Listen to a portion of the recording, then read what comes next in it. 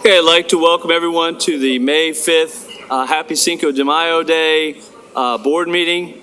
Thank you for being here. If everyone I think everybody's seated, so thank you for being seated and here on time.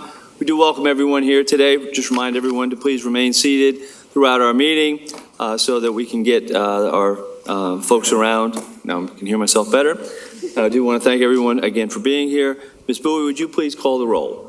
Good afternoon. Pete Wildebohr. Present. Melissa Mason. Here. Josie Barnhart. Here. Pat Bradford. I am here. Judy Justice. Present. Dr. Tim Merrick. Here. And David Perry. Here. All right. And again, thank you for being here. Just a quick reminder, or a quick update. Our national anthem today will be performed by the chorus of Rachel Freeman School of Engineering and Snipes Academy under the direction of Allison Hancock, music teacher. Pastor Chuck Barrett of the Christ the King PCA Church will be providing our invocation. We're excited about that and welcome.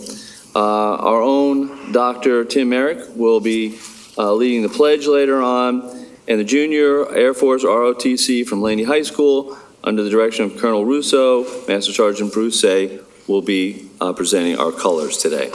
So, Pastor? Let us pray.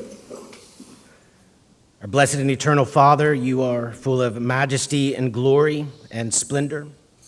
You are the God of wisdom and have promised to give wisdom to those who ask and knowledge to those who seek understanding. We come to you this evening in the name of the Lord Jesus Christ with thanksgiving for our city, for our schools, for our children, for our teachers and administrators, and for our board. Grant them wisdom tonight to make decisions with prudence, courage in their plans for the pursuit of that which is good and just, and to serve our children with humility and grace and strength for the benefit of today's generation and generations to come, in order that our children might not only learn in the classroom, but flourish in society and in all of life. So we thank you for the teachers. We thank you for the board. We thank you for all those who speak this evening. And we offer these petitions and requests for your favor and blessing. In the name of Jesus Christ, amen.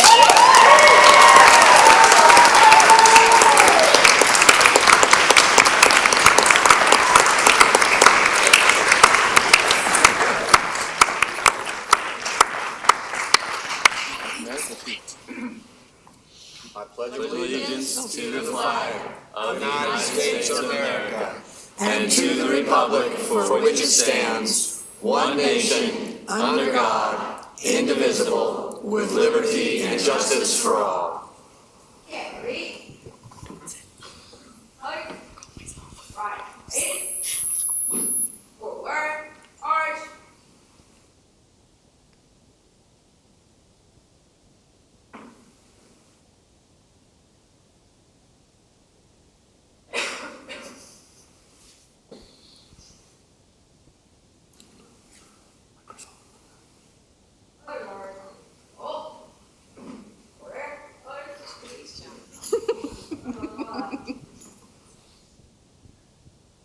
You may be seated.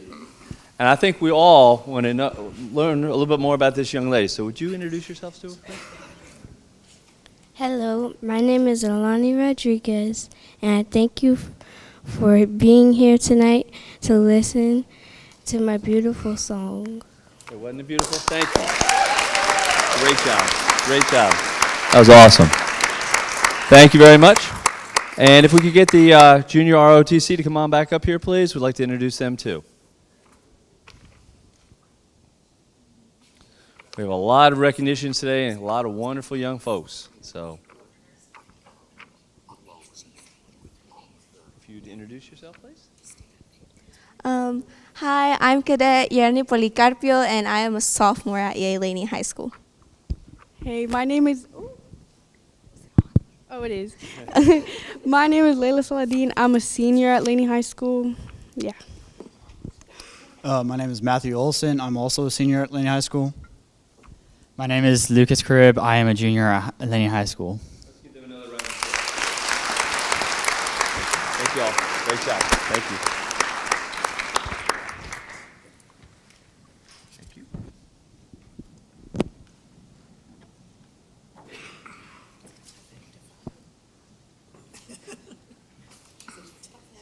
Yeah, that's for sure. All right. Next, we have the approval of the agenda. Is there such a motion? So moved.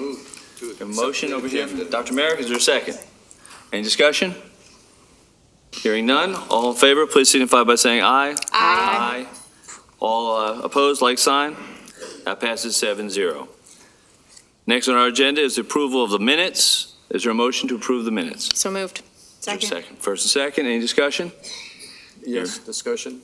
Discussion. Dr. Merrick. We should note that we are passing two sets of minutes. Is that correct? That is correct. Okay. Okay, passing two sets of minutes. All in favor, please signify by saying aye. Aye. All opposed, like sign. Again, passes 7-0. Next, we have committee reports. Anyone have a committee report that they'd like to share? Ms. Bradford. Thank you, Mr. Chair. The April monthly meeting of the Finance, Capital, and Bond Committee was the presentation and the discussion of the fiscal year budget 26-27 recommended that you're going to hear the presentation tonight. However, we gained perspective on employee compensation. If you look at the boards here, we gained perspective on employee compensation with the group exercise, calculating the total compensation of just 3 positions in our district. First one is plumbing technician, the second is teacher's assistant, and third one is teacher. And with the calculators in hand, Dr. Barnes led us through the exercise of the salary plus the benefits, which are Social Security, health insurance, and retirement to achieve the total compensation. For example, the one that you see there in the middle, teacher's assistant, the salary, the average salary may be $33,000, but the compensation package is $52,500. That includes $8,500 per year in health insurance. It totals teachers. Start over. The teacher's assistant, the package goes to $52,500, but with teachers, we hear all the time about our teachers' pay. It's been in the news a lot lately. The average salary starting at $62,900 has $4,810 in Social Security, $15,500 in retirement, and $8,500 in health insurance, for the total compensation package of $91,702. And a point Dr. Darnes made that really stuck with us and stuck with the other committee members was that it takes for $1 million to pay for just 11 teachers. $1 million funds 11 teachers in our district.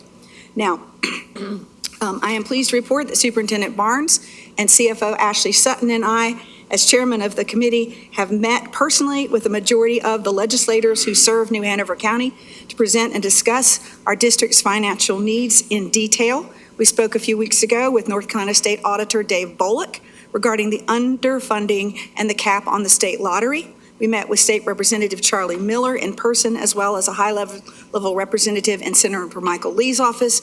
We met with Congressman David Rouser's office. We met with Representative Ted Davis just last Monday. Chairman of the board, Pete Wildeboer, Josie Barnhart as chair of the Legislative Committee, and I met with him and Ashley Sutton and Dr. Barnes. And we have been meeting. They're not social. They're to educate and advocate in person for issues that impact our schools, including increased school funding, modernization of allotment formulas, challenges within the teacher and staff pay structure, the cap on the state lottery, the cap on exceptional children funding, and other things. Earlier this year, we shared with Representative Ted Davis our needs in the school district, our crisis in funding, and he shared it with all of the chairs of not only K through 12, but with appropriations. So, and we continue to pursue these. And as a committee a year ago, we took 9 students to Raleigh to meet with state legislators. We go again in 2 weeks, and we have appointments with the chairs of education and the chairs with appropriation, as well as our local delegation. And we are looking forward to taking our students to share the needs of the school district. Mr. Chair, that concludes my report. Okay, thank you, ma'am. Any questions from anybody? Any other committee reports? Hearing none, we'll carry on. Next, we have one of my favorite times of the day, recognitions. Ms. Baggy? Good evening. Thank you all for this opportunity to showcase some of the amazing, talented students and staff that are here in New Hanover County Schools. First, we are going to start with our New Hanover County Board of Education Educational Pathway Scholarship recipients.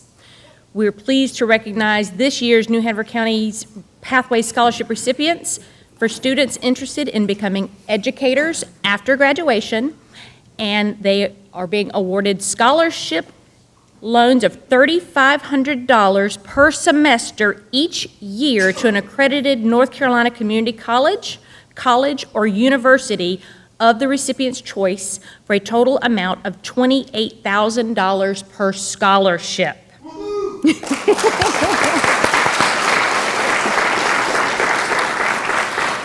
Please join me in congratulating this year's recipients. Ava Fancy from Hoggard High School, come on up.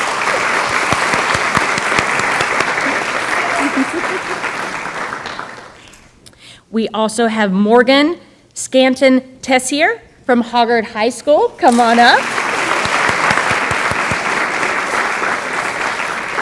Emma Thornton from Hoggard High School. And Yaritza Martinez from New Hanover High School.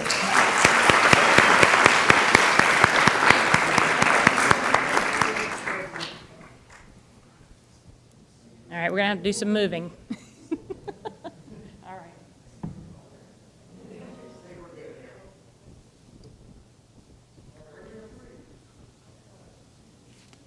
And don't move, because parents want photos too, so don't move.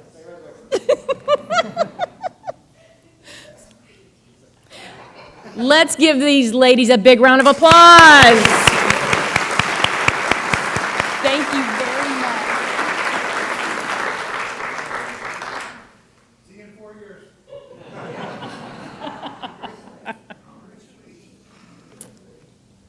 All right, next, we are pleased to have a few special guests from the North Carolina Center for the Advancement of Teaching with us tonight in honor of the Alfred and Anita Schnoeg Honored Educator Scholarship.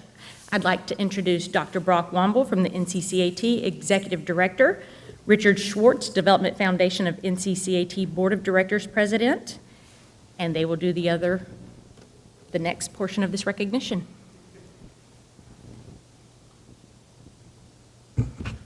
Thank you very much, board members, superintendent. Thank you very much for the opportunity to be here today. Always a pleasure to be here at New Hanover County Schools. As you know, I'm Brock Womble, the Executive Director for the North Carolina Center for the Advancement of Teaching, and it is my pleasure to be with you today to introduce Alfred and Anita Snogue family, the Alfred and Anita Snogue Family Foundation Honored Educator Scholarship. In 2016, I first met the late Alfred Snogue. He was with Anita, of course. Both of them committed to their support of NCAT and educating North Carolina students about the Holocaust. Alfred was an amazing individual, and together with Anita, they were an incredible team dedicating their lives to educating others about the Holocaust. The Alfred and Anita Snogue Family Foundation Honored Educator Scholarship was named for Alfred and Anita Snogue, who created their foundation to facilitate increased Holocaust education efforts across North Carolina. After Alfred's narrow escape from Nazi Germany, he dedicated his life to telling people about the horrors of Nazi rule and his own personal experience of the Holocaust. He would eventually speak to over 100 schools and community groups across North Carolina and impact countless people's understanding of the Holocaust. This impact was perhaps most strongly felt in New Hanover County, where the Snogues made their home. The NCAT's Honored Educator Scholarship Program pays tribute to outstanding individuals and educators by providing scholarship funds in their names. These individuals, teaching or influence in public education, have made a positive difference in the lives of others. The Alfred and Anita Snogue Family Foundation Honored Educator Scholarship was established to honor the ongoing legacy of Alfred and Anita Snogue and their contribution to Holocaust education across North Carolina. This scholarship would be awarded each year to one New Hanover County Schools teacher to attend a Holocaust education program at NCAT. The scholarship covers all costs associated with the teacher participation in the program, including instruction, food, and lodging on the NCAT campus, program materials, travel to and from the campus from the educator's home, and payment for the substitute teacher while the educator is at NCAT. Furthermore, the scholarship provides the scholar a $250 for their use in the classroom. The North Carolina Center for the Advancement of Teaching is proud to partner with New Hanover County Schools to honor the legacy of Alfred and Anita Snogue by inviting one New Hanover County Schools teacher each year to engage deeply with Holocaust education. I'd like to thank our president, Richard Schwartz, for his leadership in facilitating the creation of this scholarship and his leadership in educating North Carolina students on the Holocaust. I would also like to thank the New Hanover County Schools for having me here today. So thank you very much, and we have a frame that we'd like to give Anita for this contribution and a gift from NCAT, and please just give her a hand for making this contribution.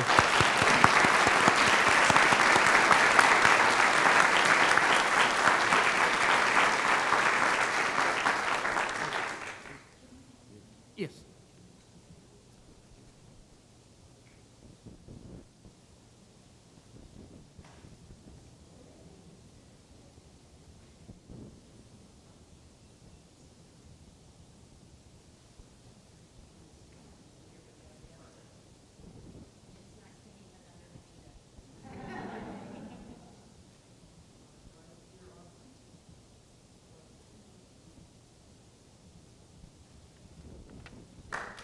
Thank you. Ladies and gentlemen, a nice round of applause.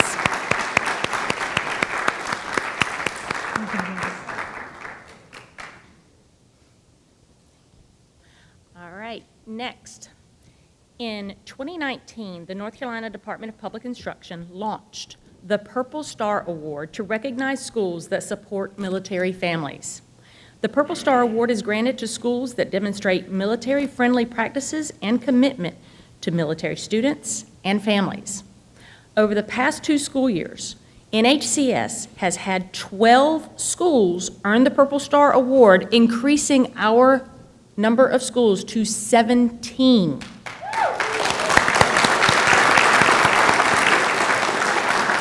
We are proud to announce that for the 2025-2026 school year, 5 more of those schools are receiving the Purple Star Award.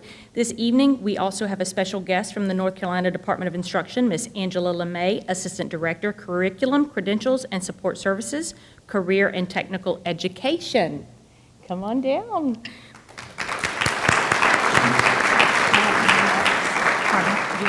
Yes. Good afternoon, Chairman Wildebohr, board members, Superintendent Barnes, and cabinet members.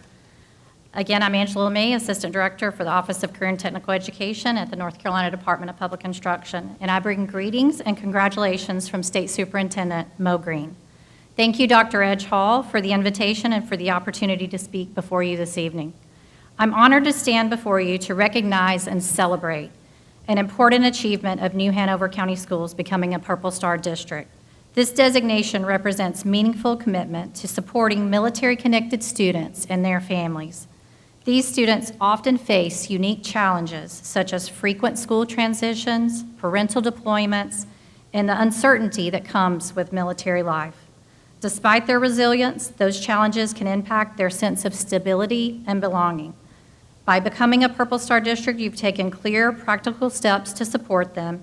You've ensured smoother transitions, increased staff awareness of military culture, and created points of contact so families know where to turn. Those actions send a strong message to the military-connected students that they are seen, supported, and valued in your schools. This accomplishment also reflects thoughtful leadership. So thank you to Superintendent Barnes, principals, Dr. Edge Hall, and school POCs. In doing so, you've strengthened not only the support for military families, but the overall culture of care across your district. To learn about the standards for the Purple Star designation, please visit the NCDPI Purple Star webpage.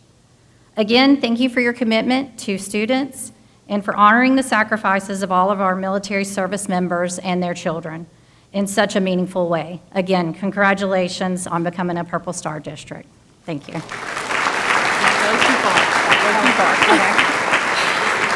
All right, so for our first year, the schools, we'd like the representatives from Eaton Elementary, Holly Tree Elementary, Murray Middle School, Ogden Elementary, and Winter Park Elementary to please come forward.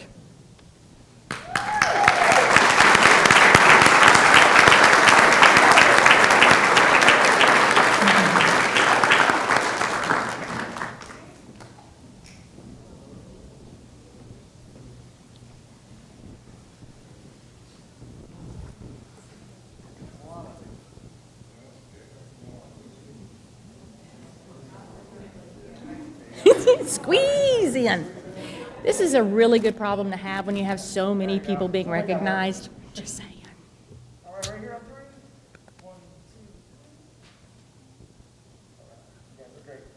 Awesome, thank you. All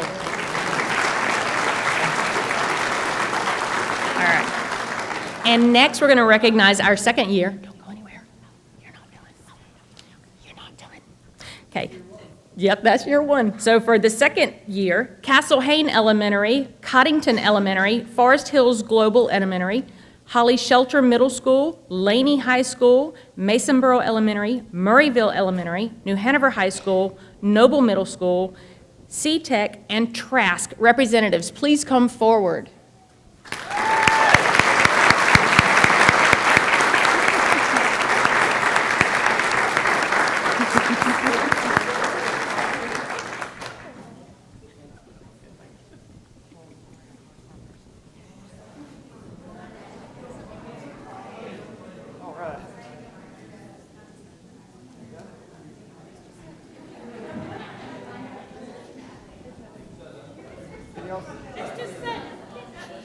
Excuse me, sir.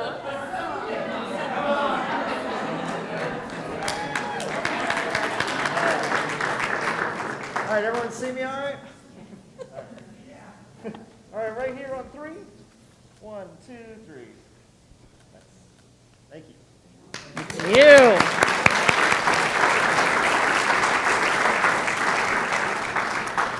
And now, for our final school, and in their third year, where it all began, Ashley High School, please come forward.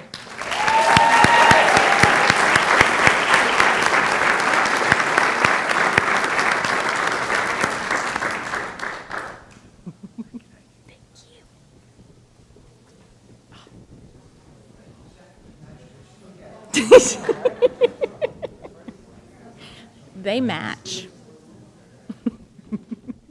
Oh, yep. All right, right here on 3. Excellent, thank you. Congratulations to all 17 schools. Thank you. If the school representatives will meet in the small conference room to receive your, it's a vinyl attachment for your banner. Okay.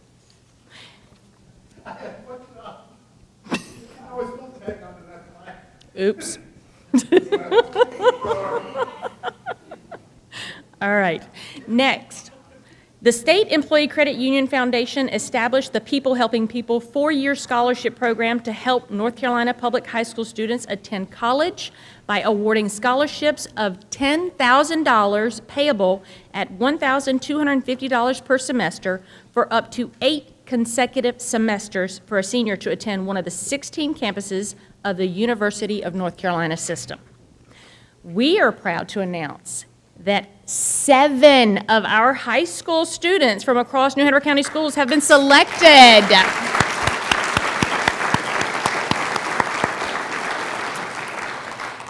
Adrian Gaines from Ashley High School, come on down. Avery Fitzgerald, Hoggard High School, come on down. Khalif Green from Laney High School, come on down. Maxwell Stalzik from Isaac Bayer, come on down. Catherine Jones from C-Tech. Jordan Wallace from Wilmington Early College.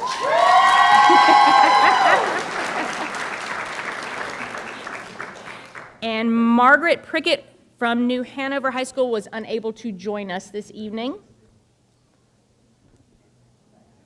Right. You want to leave your bag right here? I really don't. Okay. Then hop right on in there. Yep. So, and joining us is Dustin Adams, SECU Senior Vice President.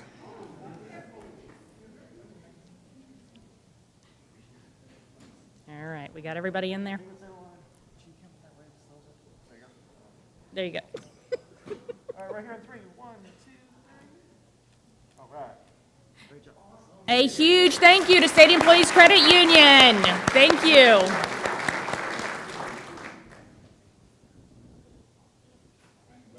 Woohoo.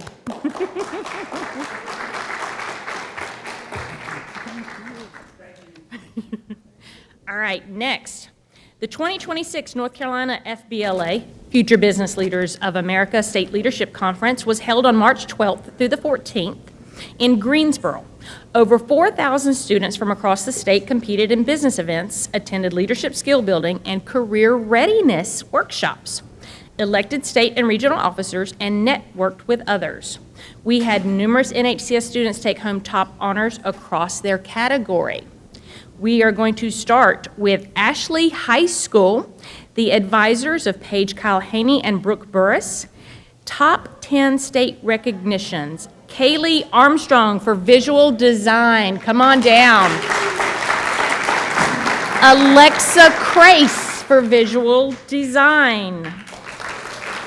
Dylan Graff, visual design.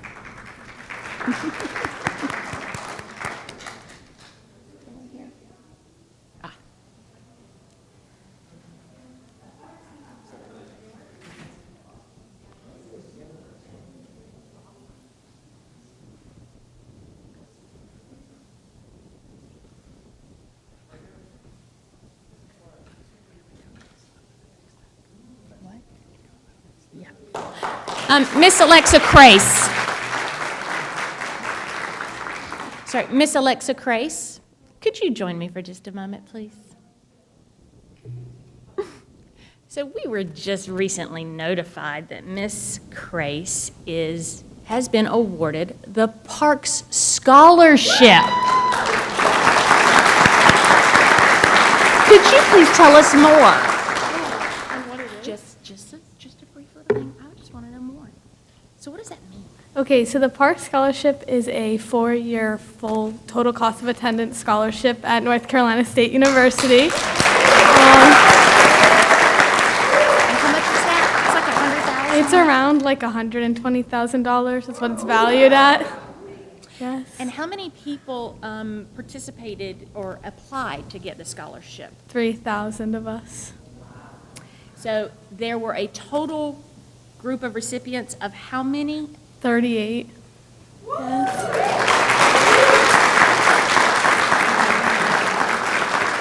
So she's one of ours, and we are extremely proud. Thank you. Thank you. Do you want? Yeah. Okay. We're going to get a picture for that as well. I get to torture her a little bit because I've known her for a while.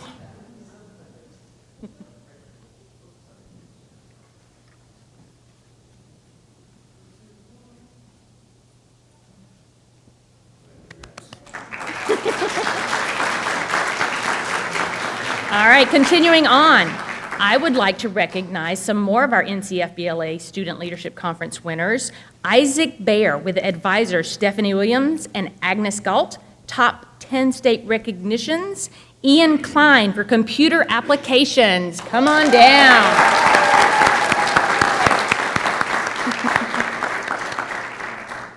We're on your time, you're good. We got time.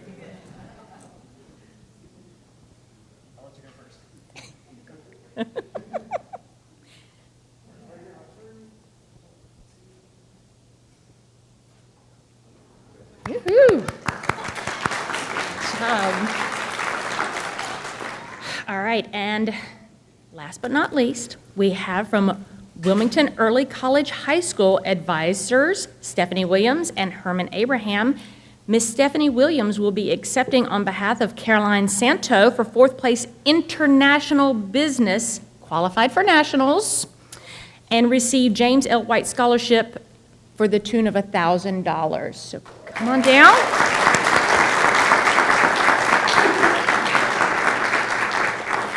We'd also like to bring down Evelyn Tanner, fourth place International Business, qualified for nationals.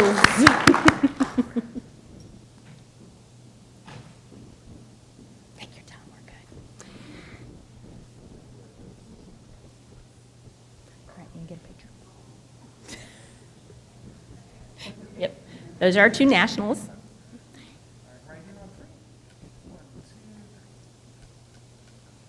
Perfect.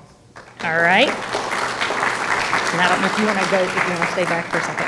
Okay, so next we have our top 10 state recognitions from Wilmington Early College High School. Madison Bard, please come on down. Banking and Financial Systems. Madison also received the North Carolina Business Education Association Student Award.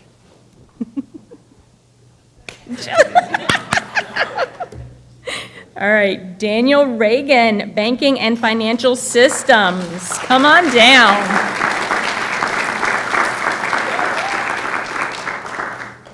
And following Daniel is Lindsay Kincaid, Introduction to FBLA, Future Business Leaders of America. Kennedy Finney for Marketing.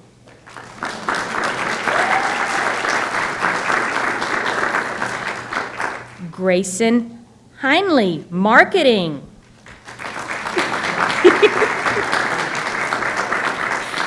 Elise Kiesling, Marketing.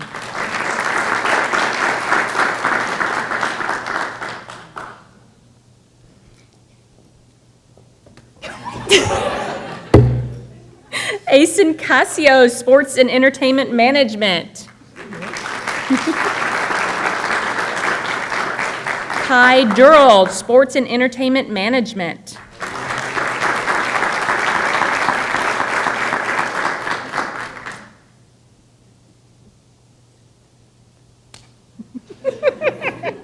And Jordan Wallace, Sports and Entertainment Management.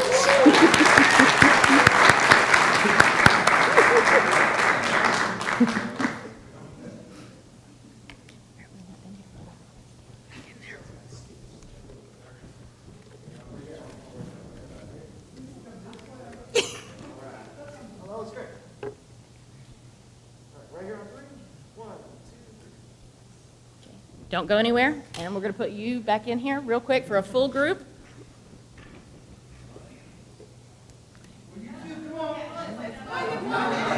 That's what we do. There you go. And you, oh.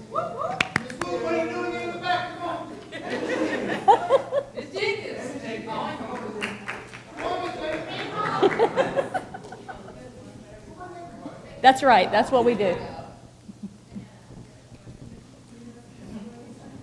You can't hide from us. All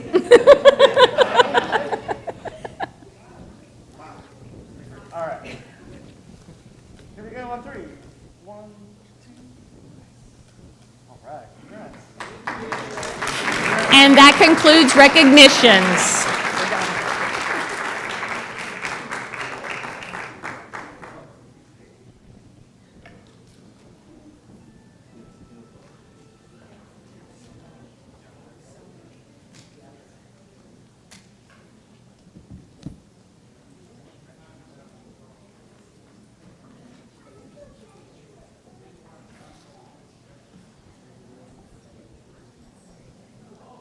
We will continue now.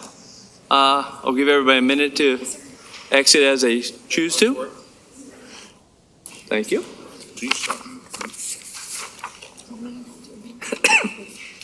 Excuse me. Wow, a lot of congratulations to everyone. Thank you, Ms. Baggy, for that. Thank you. Always brings a smile to my face to start our day out with that. So that's awesome. Next, we're going to hear from our student voice, and that will be members of Student Voice will update the board. So, Ms. Farnham?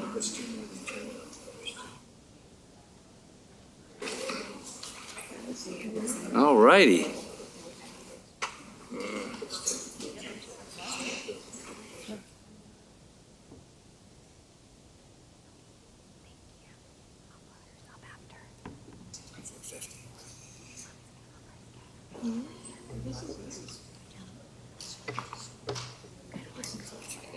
Good afternoon, everyone. My name is Brittany Castro, and I wanted to start by just thanking you all for the time and space to get up here and share our family story. When I asked the children if they wanted to speak as the student voice, they jumped up and down with glee. Their confidence inspires me every day. My husband and I have the honor of raising 2 incredible children, Kyler and Cora Castro. They both attend Porter's Neck Elementary, where Kyler is finishing up 2nd grade, and Cora is right behind him on the final lap of 1st. We're an active duty military family, and while my husband would love to be here, he's currently on TDY orders in Connecticut. 3 years ago, when we first learned that Wilmington would be our next duty station, I knew that this was a very important move. Both of the children would be entering into the public school system for the very first time, and I felt a deep responsibility to do my due diligence and research surrounding areas and districts. But what exactly was I looking for? What makes a great school? What qualities and services did I hope were built into those walls that would directly shape my children's experiences? At the time, I thought I was looking at test scores and ratings and any data that I could find from afar. But I've come to realize I was searching for something much deeper, something that is not measured by a number. A truly great school meets each individual child exactly where they are at and helps them build their own foundation using the tools from their own toolbox. That is what we found at Porter's Neck Elementary. My children experience the world in very different but equally meaningful ways. Kyler's a print reader who primarily uses his sight to interpret the world. Cora is a Braille reader and relies on touch and hearing as her primary senses to do the exact same thing. Both are learning, growing, and thriving. Along this journey, I've learned that the world won't automatically understand the full spectrum of vision skill sets. I continue to learn something new every day from those walking this path. I just happen to hit the jackpot with the best little teacher out there, Miss Cora herself. In the US, only about 1.2% of children have a severe visual impairment or blindness, and vision is very complex.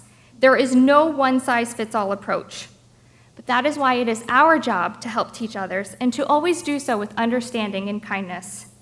What makes an invaluable team is the willingness to ask questions, to listen, to learn, to utilize resources, and to grow every single day together. That is empathy and inclusion. When my children walk through those school doors each morning, They are encouraged, supported, and held to the same expectations. And as a parent, that is what I dreamed of. Culture builds character. Academics build knowledge. Both matter, and that is what is engraved in the walls of Porter's Neck Elementary. In February, the children took these concepts to Raleigh, North Carolina for the Eastern North Carolina Braille Challenge. As the youngest participant, Cora's drive and encouragement for others is what I will always remember. And right alongside her was Kyler, fist bumping and telling 12th graders, "You got this," before they left for testing. They represented New Hanover County very well. When she was little, I would often tell her, "This way, follow mom's voice," to offer the auditory cues to help guide her. But in truth, it was us who was always learning to follow hers. She has always been the guide in her own life, just as Kyler is the guide in his. The answers we search for as parents are often answered by the children themselves. We just have to listen. I want to close by expressing my deepest gratitude to the team walking alongside us on this journey, the team that keeps both of the children's voices at the forefront. Our family is a reflection of the incredible impact that true partnership between home and school can create, because that's where meaningful growth and success begin. To her teacher for the visually impaired, Mr. Randolph, and orientation and mobility teacher, Mr. Binna, who share their knowledge and expertise with the village every day, who encourage her, teach her, and give her the independence that she deserves. Our family thanks you. To the entire EC team and Ms. Garcia, to both of the children's wonderful general education teachers, Ms. Russell and Ms. McConnell, who answered their calling to teach with passion and love, and to the remarkable administration team, Ms. Barnes and Mr. Horn, who worked together to create such a positive and safe environment for everybody, day in and day out. Our family thanks you. And to all of you on the board who pour your hearts into this entire school district, our family thanks you. It is now my greatest pleasure to hand it over to the two that lead with love, inspire with positivity, and deserve this moment to shine bright for themselves and their peers.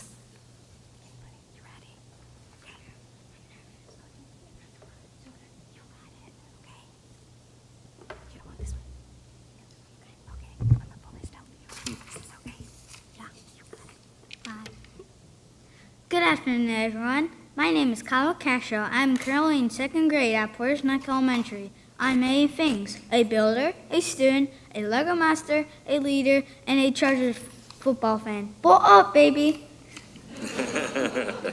But one of my favorite titles has been a big brother. I love it because I get to teach her the things she doesn't know yet or haven't experienced, like in second grade. I get to share with her all the amazing things she will learn and do next year. My favorite part of being a big brother is just playing together. We have a lot of fun together playing outside or building giant forts that take up the whole living room. It's cool to watch her read Braille and her to teach me Braille too. My favorite letter is K. It stops when and free. Our school is amazing. We learn so much things about everything and have fun while doing it. I love how we follow the 7 habits that help us be responsible and find a leader in ourselves. We create goals that help us grow and synergize together to make a great place filled with even greater people. My favorite subjects are math, STEM, and wit and wisdom. I love to read books and enjoy when Cole and I get to read together. For instance, during Read Across America week, we read One Fish, Two Fish, Red Fish, Blue Fish. Cole would read one page in Braille, then I would read the next page in print. That was a lot of fun to do together. Thank you for all the hard work in supporting our learning. We are very grateful. Next up is my sister, Koa.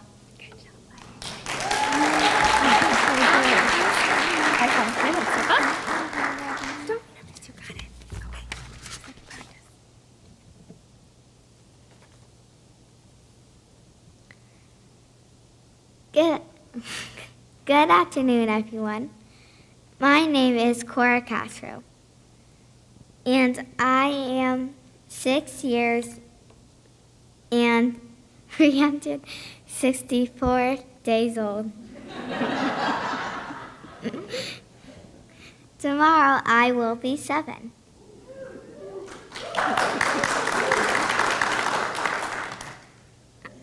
I am in 1st grade at Porter's Neck Elementary. Our school, my teachers, and the power within me have all helped me find my voice. Now I am here to share that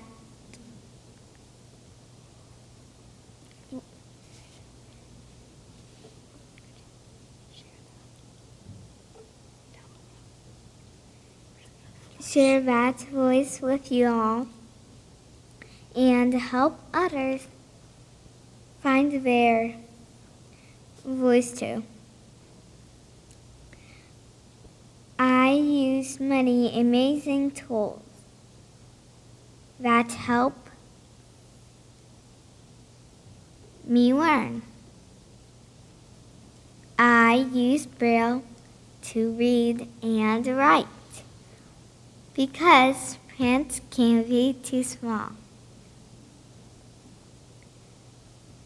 I call it chicken scratch.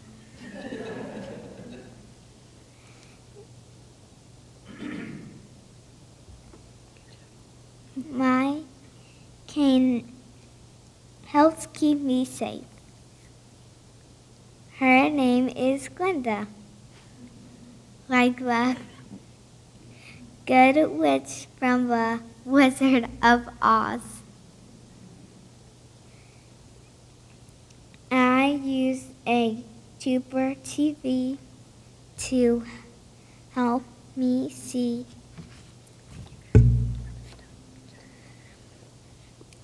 things on the board.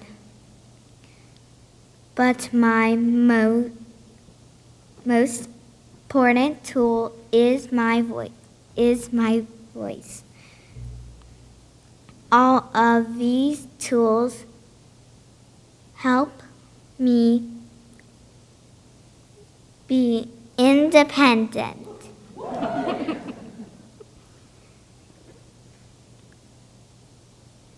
My favorite subjects are math, PE, and art.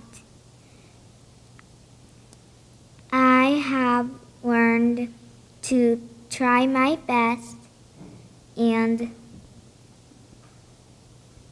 believe in myself.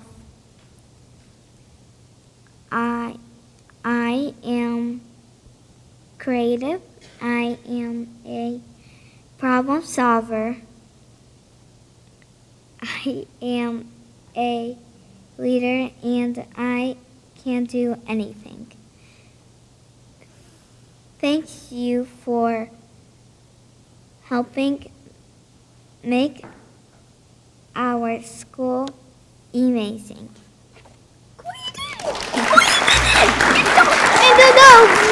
Good. It's an education. The Board of Education. You did it.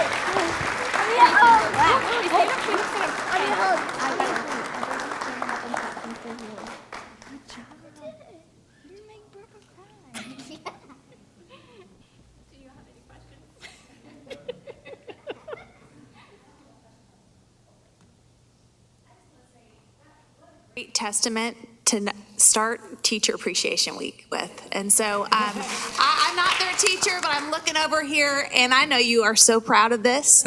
And so thank you for coming in. I just want to say, as an educator, I'm finishing up my 6th year of teaching this year, and she has helped me grow so much as an educator this year. I have learned so much from her because she's learned from me, and I've told her mom so many times this year. I think exactly this is my 2nd year at Porter's Neck. This is why I was meant to come to Porter's Neck, and I was meant to be her teacher. So so sweet. She's amazing. Dr. Merrick? Cora, I really want to tell you how proud I am, and not just because you're so skilled, not just because of your ability to come in front of a bunch of people and read to us, which is hard for anyone to do, but I want you to know that wherever you go and people see you, they smile, because you bring a special sunshine with you, and the love of your brother has touched many a heart. The two of you guys are really special. Thank you.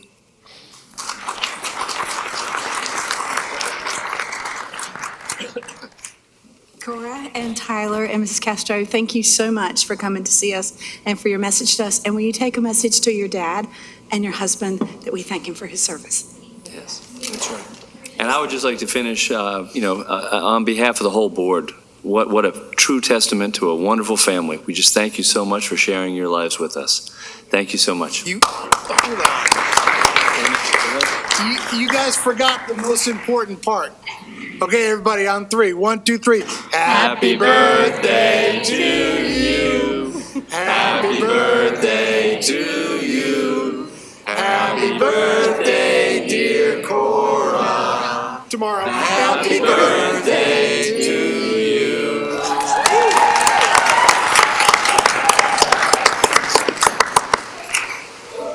Wow.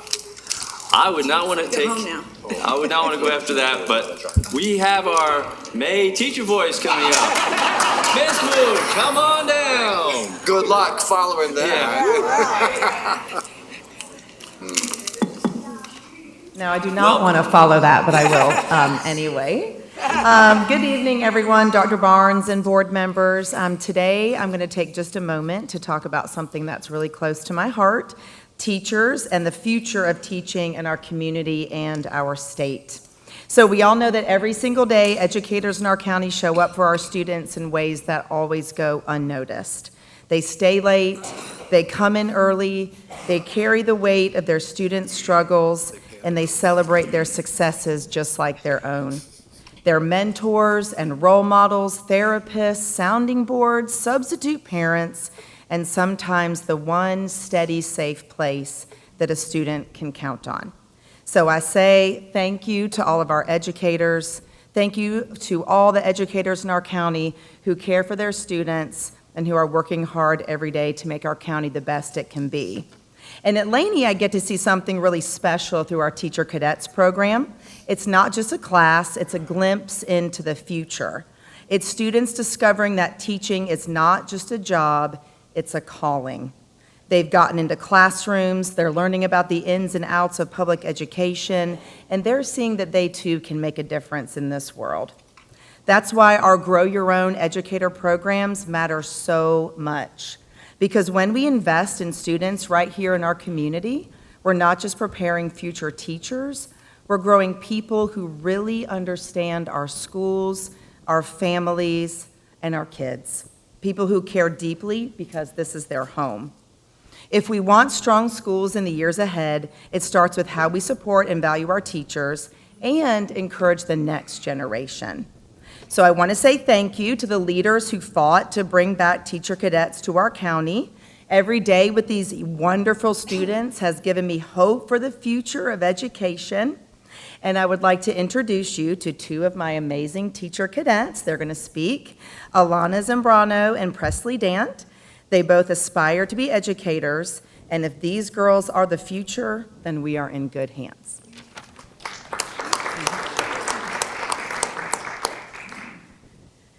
Good evening, Dr. Barnes and members of the board. My name is Alana Zambrano, and I'm a junior at Laney High School, and I'm here today to talk about the importance of education and teachers. My family and the people around me have always told me that there was something special about me, and they know I'm going to make a difference in this world. Of course, my younger self thought I was going to be president, even though that is not what I wanted to be when I was older. But ever since I was a little girl, I've always wanted to be a teacher, and over time, I have had people tell me that I shouldn't aim for a future like that, I'm not going to make any money, and I could do much more with my life than just be a teacher. But I've realized that they don't understand what I understand now. Teachers are the reason kids believe in themselves. Teachers are the reason kids who they are today. Teachers set kids up for success. Teachers are one of the things in this world that truly make a difference, and I don't think that enough people realize that. They do all these things not because they have to, but because they understand that what they do can change the direction that student's life. One quote I love that I will forever live by as hopefully a future educator is kids that are loved at home come to school to learn. Kids that aren't come to school to be loved. And I think that shows how important teachers are in this world. For Teacher Appreciation Week, I would like to say that it takes a very special person to be a teacher. Not everyone has the patience, the heart, or even the strength to show up every single day and give so much of themselves to others. Teachers don't just stand in front of a classroom and teach lessons, give papers, and give tests. They show up every single day knowing that shaping students' future isn't guaranteed to be easy. Thank you to all my past and present teachers, and thank you to all the future educators that truly want to make a difference in this world. The Teacher Cadets program has confirmed my love for this career. There's so much more to this career than just what we see at the surface level, and I have learned that from Miss Moon. She really has set me up so that I can be the best in the internship that is given through this class. My hope for the future of education is students come to school and feel seen, believed in, and valued, and where every teacher feels appreciated and respected and gets the recognition they deserve. And lastly, I would like to say thank you to all the members of the Board of Education for ensuring that our schools are the best that they can be. Thank you for bringing Teacher Cadets back to Laney, and thank you for the opportunities you give all students. And thank you for giving me and Presley the opportunity to come and speak tonight.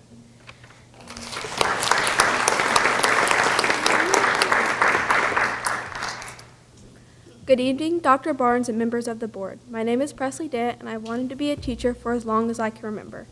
At first, it was just a job for 7-year-old me to tell people, but soon it became a lifelong goal. I've had so many amazing teachers throughout my years of schooling that have only further deepened my passion. I've had teachers like Ms. Graham from Eaton Elementary, who was always a safe space for me and helped me grow my love for education. Still to this day, my current Laney teachers are only expanding on this love. Ms. Metz, who is my Math 3 teacher, is a truly talented educator. She explains the material in a way that any student can understand, and I know she's someone I can go to for any kind of help. Coach Adams, who I have had for 2 years now, has made an impact on me like no other. Even though the material of the classes has been on the tougher side, Coach Adams instructs the class in a way where it's difficult to not be interested and engaged. He always has a story to relate to the subject, and I always leave with a smile on my face. Last but not least, Miss Moon, who you all know very well. I only met Miss Moon early this year, but her and our Teacher Cadets class have easily become one of my favorites. Not only is Miss Moon beyond amazing at her job, but she has perfectly executed the goal of Teacher Cadets. This class is my favorite for many reasons, but the main one being I'm able to step foot into the world of education. I have learned about all the different learning styles, types of schools, and how public schools are run in both the county and the state. I have also learned about you all, Dr. Barnes and the board, State Superintendent Mo Green, and even Laney Principal Mr. Little. Through learning about this, I am able to see how much goes on in the world of education and how many factors decision makers like you all have to take into account. To end this off, I'll share my hopes for the future of education. I hope future educators want to continue teaching and end up with more opportunities and roadblocks. I hope future educators feel supported and uplifted in their careers, both by fellow staff and county leaders. I hope future educators make enough money to live off of, and pay isn't always the deterring factor. I hope future educators work in an environment where their passion for education only grows fonder and they can confirm they made the right choice for their career. This week is Teacher Appreciation Week, and through my experience in Teacher Cadets, I have only further realized the importance of appreciating our teachers. Teachers serve as role models, counselors, educators, and mentors. Teachers guide their students, advocate for their students, support their students, and encourage their students to grow. Our teachers deserve the world, and the least we can do, not only as a county but as a community, is make sure we are appreciating and supporting our teachers like they truly deserve. As my final remark, I would like to thank this board for bringing back the Teacher Cadets class and giving Alana and I the opportunity to come speak in front of you all today. This class has given me experience I would not have gained otherwise, and it makes me excited for my future in the world of education. I am beyond thrilled for Teacher Cadets 2 next year, as my family and friends already know, and I am looking forward to the internship and applying for the scholarship. But once again, thank you for not only this opportunity, but for everything else you do for public education in this county. Thank you.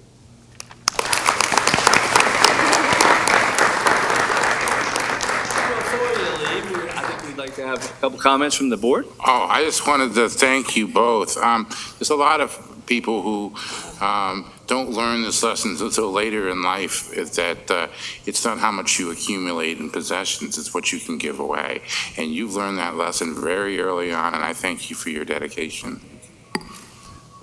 Anybody else?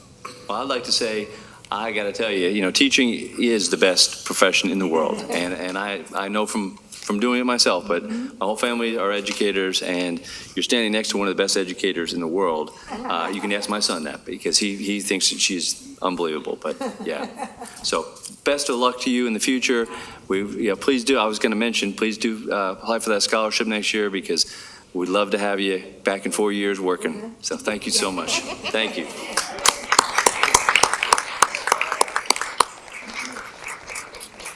All right, well, I'm going to turn it over to the gentleman to my left, our superintendent, for the superintendent's report. Gentlemen. I tried. All right. I tried. Good evening, members of the board, staff, families, and community members. As we move into the final weeks, let's give you guys a chance. Run, save yourselves.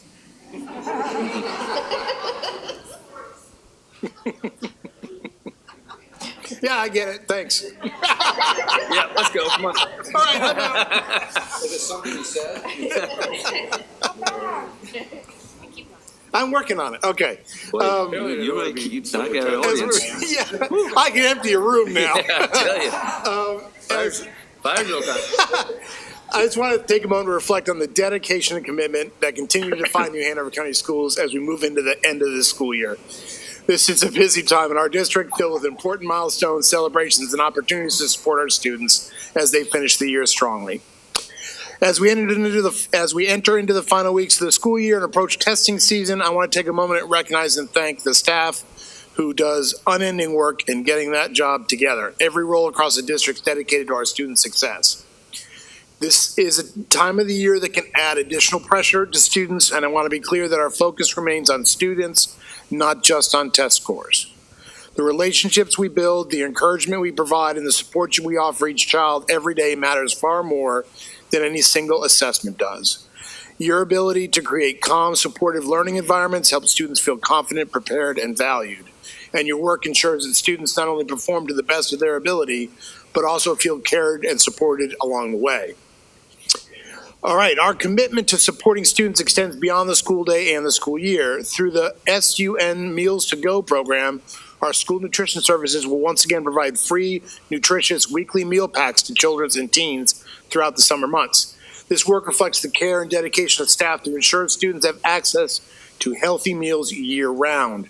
Families, if you're interested in participating, you're asked to complete the summer meal pack order form by Friday, May 15th on our website, with additional details available on social media.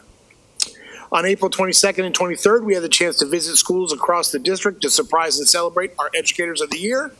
Those moments were special not just because of the recognition, but because they gave us a glimpse into the commitment happening all over in every building. While we'll be announcing our overall winners soon, i.e. next week, what truly stands out is the strength of the entire district. It's clear that we are incredibly fortunate to have so many dedicated educators serving students here every day. This part I'm really excited about. Our staff's expertise continues to be recognized at the state level. Tomorrow, I am traveling up to Wallace for some reason. The State Board of Education is meeting there. And the State Board has asked our beginning teacher support program and our curriculum team to come and report to the State Board of Education on the work being done here in New Hanover County. Our beginning teacher support program has been invited to present to the North Carolina State Board, highlighting the strong systems we have to support early career teachers. And our curriculum team is sharing the work that we've done in advancing early literacy, including implementation of the science of reading and the use of data to strengthen instruction. It's rare to have the State Board ask a district to give them feedback on stuff, and now we've gotten twice in one day, or twice in one meeting. All right, Teacher Appreciation Week and School Nurses Day. This week, May 4th through 8th, we celebrate Teacher Appreciation Week, with May 5th being recognized as Teacher Appreciation Day. It's an opportunity to honor the meaningful and lasting impact our teachers have on our students and families. Tomorrow is School Nurse Day, and we extend our gratitude to our school nurses for their essential role in supporting student health and well-being. Graduation season is approaching, and we look forward to celebrating the class of 2026. Ceremonies begin on May 15th and continue all the way through June 6th. These milestones represent years of hard work by students and the unwavering support of staff and the tireless work of parents who have guided them along the way. We are very proud of our graduates and grateful to the educators and staff who contributed to their success. That concludes my report. Thank you, sir. The chairperson's report is going to be short today. Good afternoon, everyone. My short chair report will focus on giving thanks. Happy Teacher Appreciation Week, and we definitely do appreciate our teachers and our entire staff. Thank you for everything you do each and every day to support our students. I would like to also start by thanking several members of the senior staff and one of our principals who came together to perform a Beatles song for a fundraiser for one of our community partners at the Carousel Center. Mr. Lee, Purchasing Director, our own superintendent, and Mr. Sutton from New Hanover High School performed a Hard Day's Night. Well done. There's no visual evidence of this. It's not true, we have it. Excuse me. And speaking of our superintendent, who recently performed in Shrek for one of our middle schools, he is truly a man of many talents. I'm finding out more about them all the time. I also want to highlight that several of our board members helped out at one of our Title I schools, some taking a pie to the face and others a cold bucket of water over the head to raise funds to support our students and the staff of the school. Thank you. I would also like to share a sincere thanks to all those who went above and beyond last Friday, to our teachers and staff, to central office and substitutes. Thank you. I stopped by several schools on Thursday and Friday and also called several principals. One principal shared with me that Friday was one of the best days of her administrative career due to all the wonderful support her school received from central office. Thank you again. I'm sure that most of our community knows some of the positive things that our current board has brought to our school system, accomplishments like hiring our new superintendent. Also, advanced teacher roles, which helps support our teachers, fourth grade tutors for low-performing schools, maintaining top 5 teacher supplement in the state, and working with our county commissioners, our partners, increased operational budget even though we have fewer students currently. Our vice chair and I have been meeting regularly with our superintendent and the county commissioner's leadership to try and better support our students and all of our staff. Last week, our superintendent, CFO, and a couple board members met with Representative Ted Davis to discuss our budgetary needs for this year, including discussing raises needed for all of our staff. We also have a planned trip to Raleigh to discuss with multiple senators and representatives and further advocate for our staff. We have gone to Raleigh repeatedly before to advocate. Later in today's meeting, we will discuss Mr. Perry's suggested legislative trip for our staff.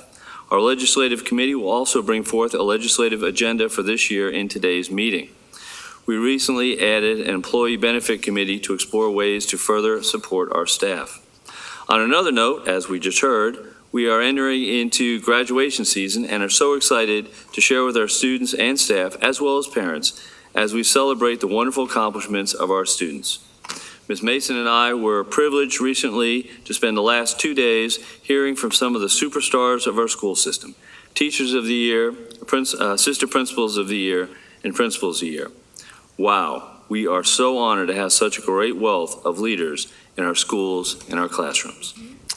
Thank you very much. At this time, we will start with our call to audience. No, we're not. We're going to go to information first. Thank you for correcting me that. Yes, we are. We're going to ask Dr.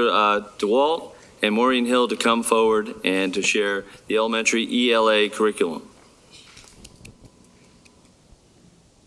And then we'll do call to audience.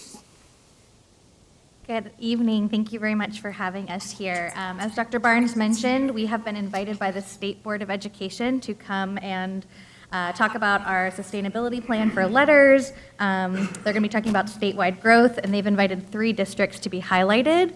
We are the only large district being highlighted, and I really, thank you.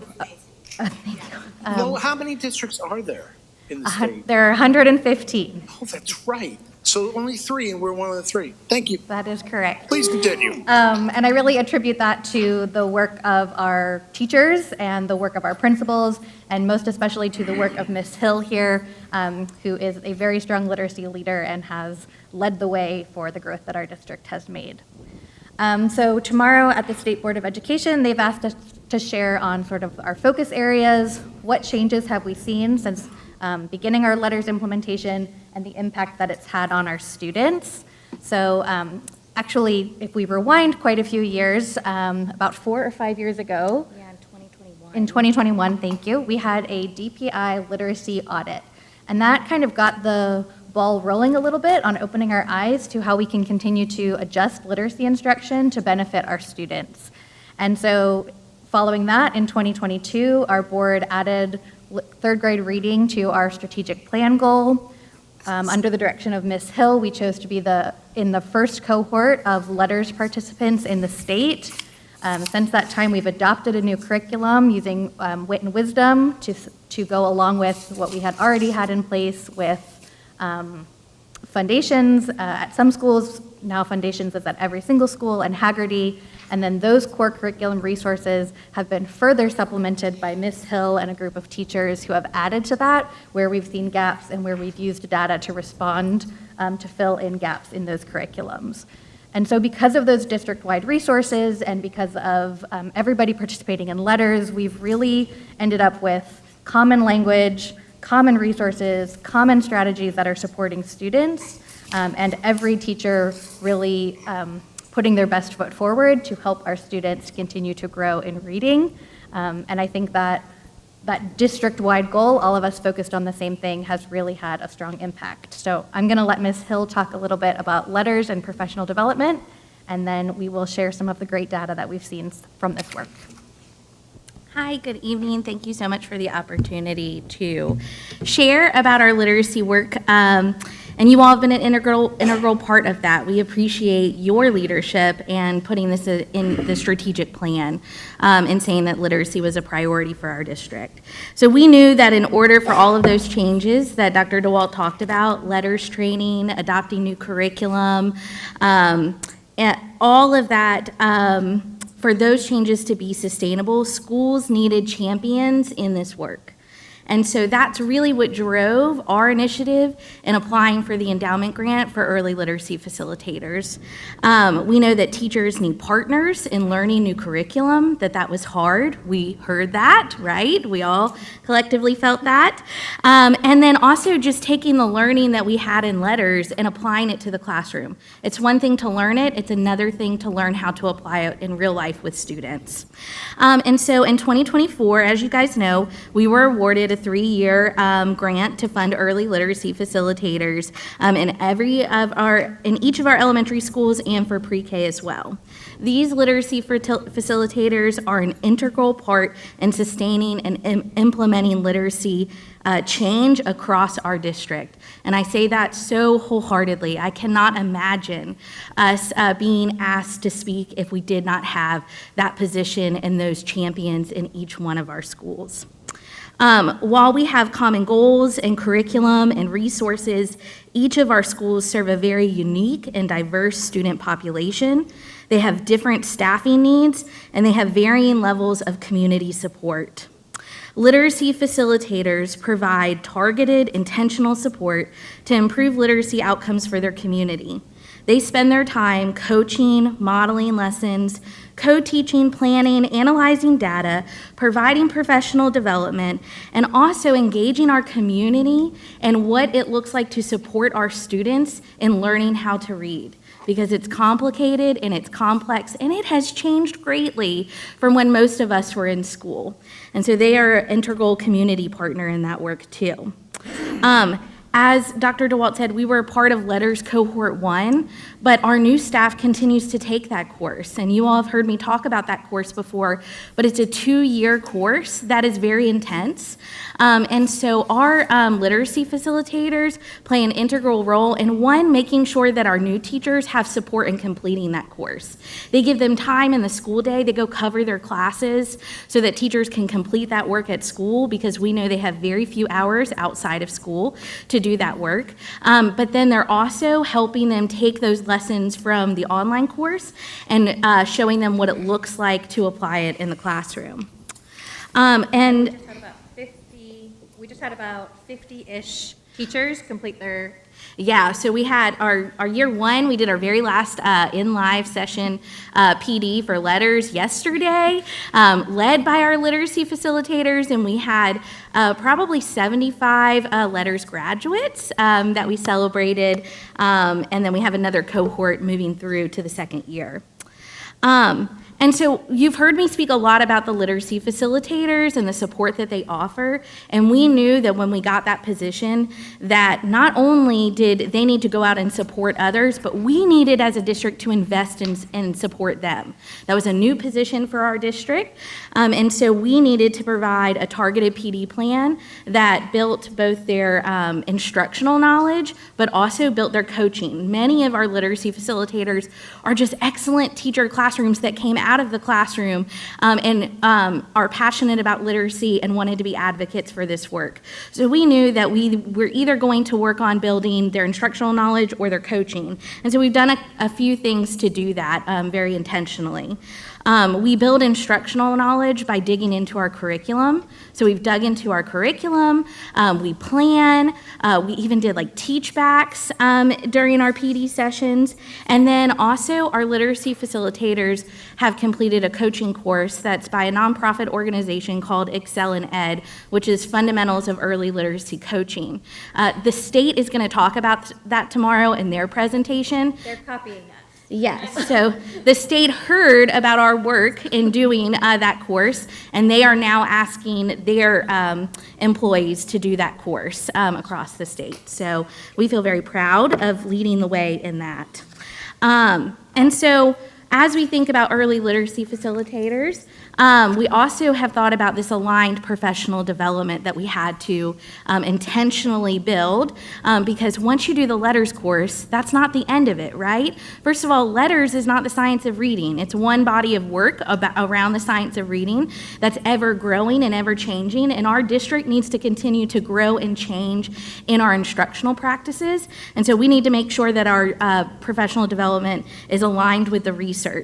And so one thing that was really important and imperative to us was that not only were we investing in our literacy facilitators, but that we were also investing in our administrators and that they had time to grow together. And so one of the things that we've done is create intentional professional development opportunities for our literacy facilitators and our principals to learn together, to analyze data together, and then for them to take that and apply it to their own school. So a great example of this is in the fall.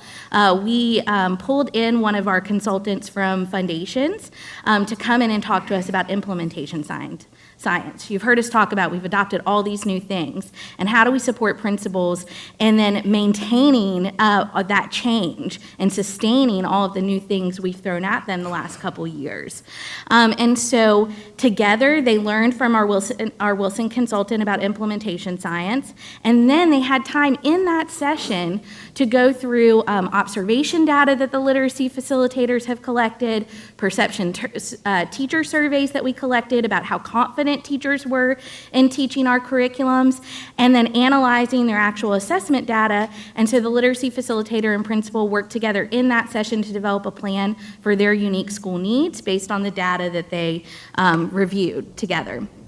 All of this just really shows the intentionality and the fact that our goal is to build collective efficacy across our school and across our district. We have so many wonderful practices happening outside in our schools that we can learn from. And so our literacy facilitators participate in learning walks 2 times a year. They go in cohorts, so they get to see other schools and learn from each other, but also those learning walks are very targeted to match our district needs. So when we began this school year, we knew 3rd grade was an area of concern for us, and so our literacy facilitators, along with district staff, went and observed every 3rd grade classroom across our district to give feedback and to support. And for us to also see the trends, to go, what as a district do we need to do, and then what as a school do we need to do, and then who can we partner with that's already doing some of those things, so that schools collaborated with each other in this work. This year, when we looked at our middle of the year data, our second grade was the area of focus that we needed to hone in on. And so our learning walks have been focused on second grade, especially as we prepare them to go into third grade. We know that this work does not begin in third grade. Your strategic goal is third grade, but if K2 is not strong, then we will not succeed in third grade. So all of this has resulted in some fantastic student outcomes. What I'm about to share with you are some numbers that Ms. Hill shared at the March Curriculum Committee meeting. I do want to remind everyone, these are numbers, but they represent real students and real people in our community who are becoming lifelong learners and readers. So because of all of this intentional work, because of the leadership of Ms. Hill, and because of the hard work of our teachers, we had the highest DIBELS growth that we have seen over the past 3 years. And within 4 months from the beginning of the year to the middle of the year, we grew 10% in our overall DIBELS assessment for reading. We have never done that. But while that is incredible and something to be celebrated, another sort of piece to note in here is that we're really proud of our teachers and students because they are showing that they are retaining skills over time. So each year we are seeing our beginning of the year scores continue to maintain and grow as one cohort moves from one grade level to the next. And so what that tells us is while there is some summer slide as to be expected, our kids are maintaining the growth that they're seeing year over year, and so they're starting each new school year higher than the cohort before them. And for the first time, our BOY data also shows that every single grade level, K3, had at least 60% proficiency on the DIBELS assessment, which is how we test their early reading. We expect to continue to see that to grow as we finish up our EOY testing here at the end of the year. And so we're just really thankful. These are numbers. You can see this was presented at the March Curriculum Committee meeting, but it breaks down the growth, the sub skills that are tested, and then on the back side you can see the 2 and 3 year trends. And for anyone in the audience, we have extra copies on the back tables if you'd like to take one with you as well. I think all this to just say that while yes, there are things that the state has invested as giving us the opportunity to take the letters course, our district has really taken that opportunity and leveraged it for the most that we can get from it. And we're so thankful for the leadership of Dr. Barnes, for the board, but also from the community. We think about the endowment and how grateful we are for that position to continue this work and to sustain and to support it. And so all that to say, if you know me, you know that literacy truly is my passion, and I believe more than anywhere in the world that New Hanover County Schools can ensure that every child is literate when they leave our school district, because we know that literacy leads to a full and fruitful life. And I think we can all say that we agree that here in New Hanover County, that will not be the barrier for our students as they go out to be who they were designed to be.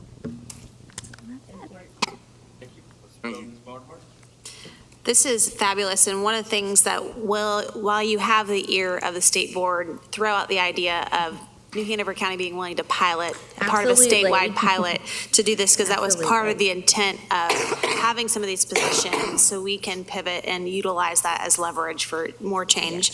I want to give a specific shout out to our kindergarten teachers. If you look at the beginning of the year, the number of students that were at or above grade level were 34%. Middle of the year, it's 60%. When you talk about meeting an expectation, teachers oftentimes say, when you have a child who comes to you who's already below grade level, it's really difficult to make them grow. So to see these kids getting so far above where they started is amazing. So I just want to give that shout out. Well, I didn't have my hand up, but I really love the fact that you devised, got funded, brought the data, and created results. That's kind of how it's done. Well done. You know I love you guys. Dr. DeWalt, Maureen, I remember very clearly one of the earliest board meetings that 4 of us that were elected that year had, and we directed the superintendent to have you guys bring us up by 10% and everybody in the room panicked. And so we got a little weak, and we said, okay, instead of doing it in 1 year, do it in 2 years. And look at you, look at what you've accomplished. To bring third grade, middle of the year up to 65% proficiency. We are so proud of you. I could just burst with pride at what you've done. Thank you so, so much. I will echo that. You know, we did ask you to raise the test score. I mean, and there's so much evidence that shows that third grade, if a child does not read third grade, they're behind from then on. So thank you so much for your hard work and your leadership. So thank you very much. Thank you, guys.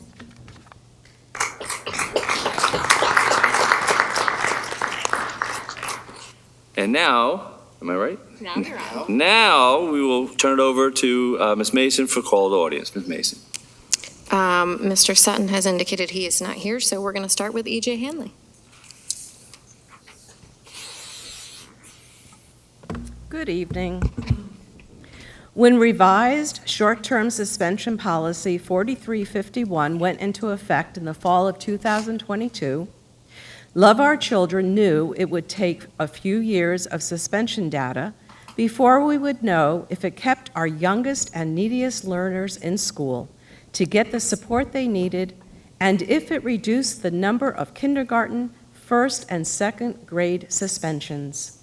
The data from the first half of the 2025 school year showed that 13 of the elementary schools had 0 K-2 suspensions, and most of the other elementary schools had just 1 or 2. With such promising numbers, we now ask the board to return to policy 4351 and increase the age range so no child under age 9 or under grade 4 would be suspended for minor offenses starting in the fall of 2026. It wasn't so long ago when there were hundreds of suspensions of 5, 6, and 7-year-olds. The children who are currently those ages have had more uninterrupted school days, meaning more time for reading, writing, and math instruction. More music, art, and physical education, with more time talking to their friends at lunch and playing with their friends at recess. And most importantly, time to learn how to show respect, kindness, and how to be brave trying new things with the support of the adults they trust. So please revise Policy 4351. Thank you for your time. Thank you. Alicia Ogundelli.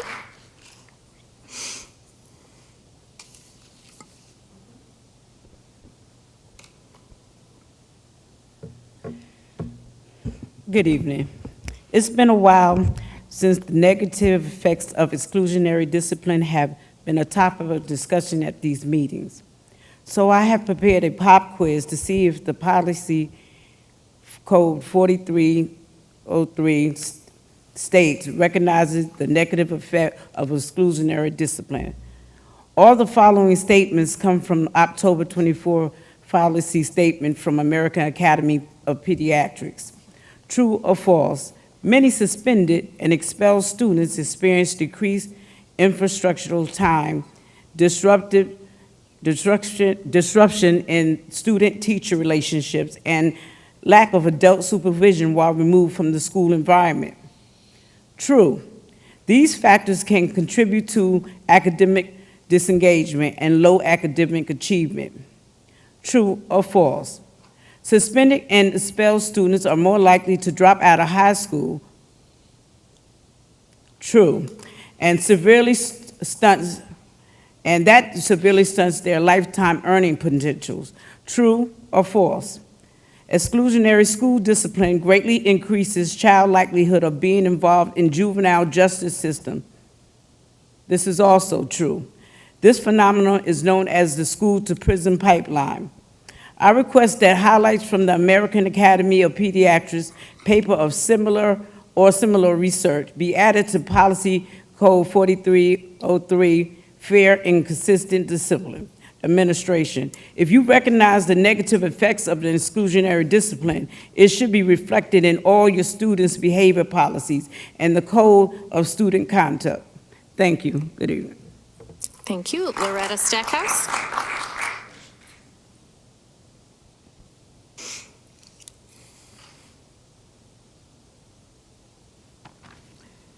Most of the student behavior policies in the 4300 series are reactive. That is, they describe what happens to a child after they have presented a challenging or dangerous behavior. For example, Policy 4331 defines assaults and threats and their consequences. Policy 4315 gives examples of disruptive behavior and their consequences. Policy 4351 describes short-term suspensions and the due process students receive within the school system. All these policies are late. They come after the fact. They don't explain how children receive help with learning and practicing self-regulation skills. Here are some of your proactive policies. Policy 4316 is about appropriate clothing children must wear before they come to school. Policy 3225 lists the rules students must follow before they use technology. Policy 3460 explains the requirements that must be met before graduation. Why can't student behavior policies be proactive as well? Policy 4331 could be renamed Assaults, Threats, and Prevention of Harm. And it could begin with, the board is committed to maintaining safe and orderly schools while recognizing that serious behaviors such as assaults and threats are often preceded by escalating threats, dysregulation, and unmet skill. To prevent harm, the district must ensure that Thank students you. Your time is up. Veronica McLaurin Brown.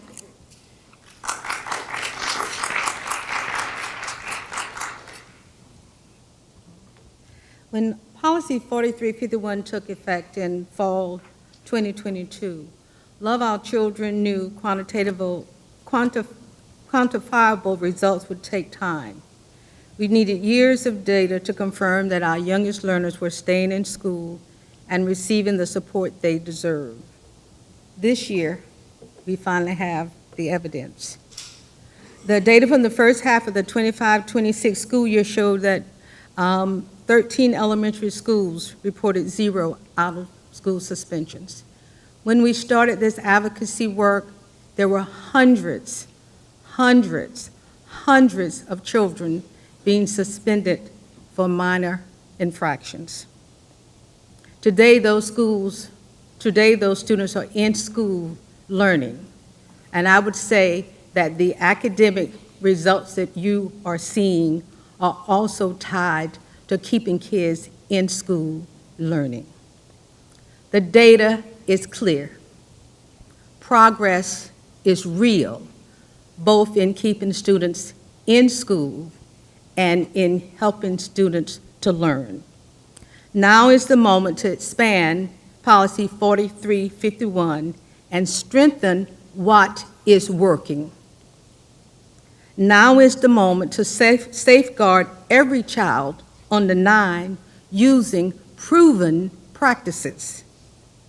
Now is the moment to fulfill your legal duty to choose policies that protect children and help them learn. Put our kids first. Revise Policy 4351. Start by discussing it in the policy committee. Thank you. Thank you. Leslie Posey.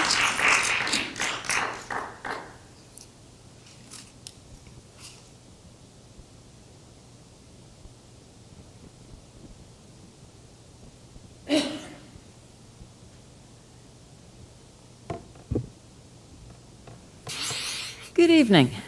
Several members of this board ran on the idea that we must absolutely stop indoctrinating the children. So what exactly is indoctrination? According to our old friend Webster, Indoctrination is the process of teaching a person or group to accept a set of beliefs, opinions, or ideologies uncritically, without questioning or examining alternatives. It often involves repetitive instruction to force acceptance of specific doctrines, distinguishing it from education, which encourages critical thinking. So, what is happening or proposed in our schools that constitutes indoctrinating our children? Is it art class that teaches color mixing, painting, sculpture, how art has affected history, creating in pencils, brushes, oils, watercolors? What about music, rhythm, playing instruments, learning the genres, features, elements, and cultural ideas in music? Or is it an off-campus field trip every week with treats and games, all designed around lessons from a book of parables, legends, poetry, and ancient history, taught as the absolute truth, which should never be questioned? Lessons that continually repeat the doctrine that this translation of this book contains all correct information there ever was or is. Nothing that contradicts it should ever be believed. For example, the curriculum starts with the creation story in Genesis. Kids are taught that this is the only explanation of the universe. There is no questioning allowed. So which is indoctrination? Lessons that inspire creativity and diversity, or lessons that teach there is only one way of thinking? To repeat Webster, indoctrination is the process of teaching a person or group to accept a set of beliefs, opinions, or ideologies uncritically, without questioning or examining alternatives. Thank you. Thank you. Sandy Isles.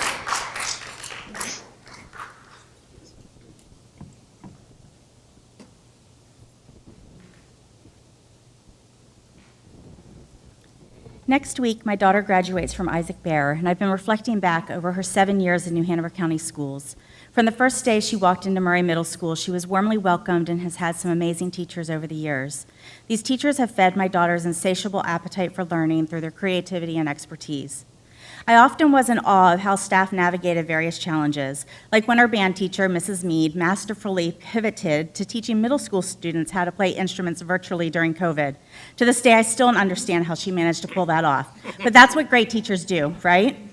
At Isaac Bear, I've been impressed by how every staff member has created a vibrant learning environment in the, quote, learning cottage, their temporary trailer for the past 20 years. But despite not having a real building, staff have created a welcoming space for all kids. Each morning, you'll see Mr. Valine smiling and greeting students, setting the tone for their day. The kids just love him, and I swear he deserves the award for the district's best-dressed principal. I wish I had time to name every staff member who has had a positive impact on my daughter, but to all of her teachers, I thank you, I appreciate you, and I'm in awe of you, which is why I supported the rally on Friday.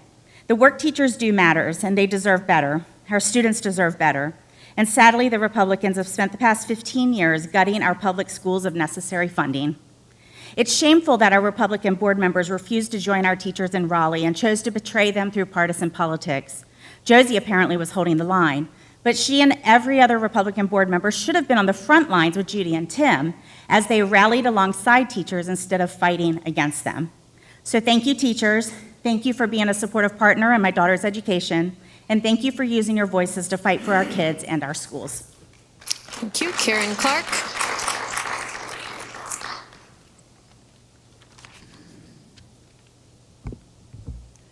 Thank you, Dr. Barnes and board, for your dedication. The Word of God is alive and powerful. It is sharper than the sharpest two-edged sword, cutting between soul and spirit, exposing our innermost thoughts and desires. I pray that we constantly chase after the realm of God's kingdom and the righteousness that proceeds from Him. If we have the greatest gift of faith that can move mountains, but have never learned to love, then we are nothing. I pray our love is large and incredibly patient.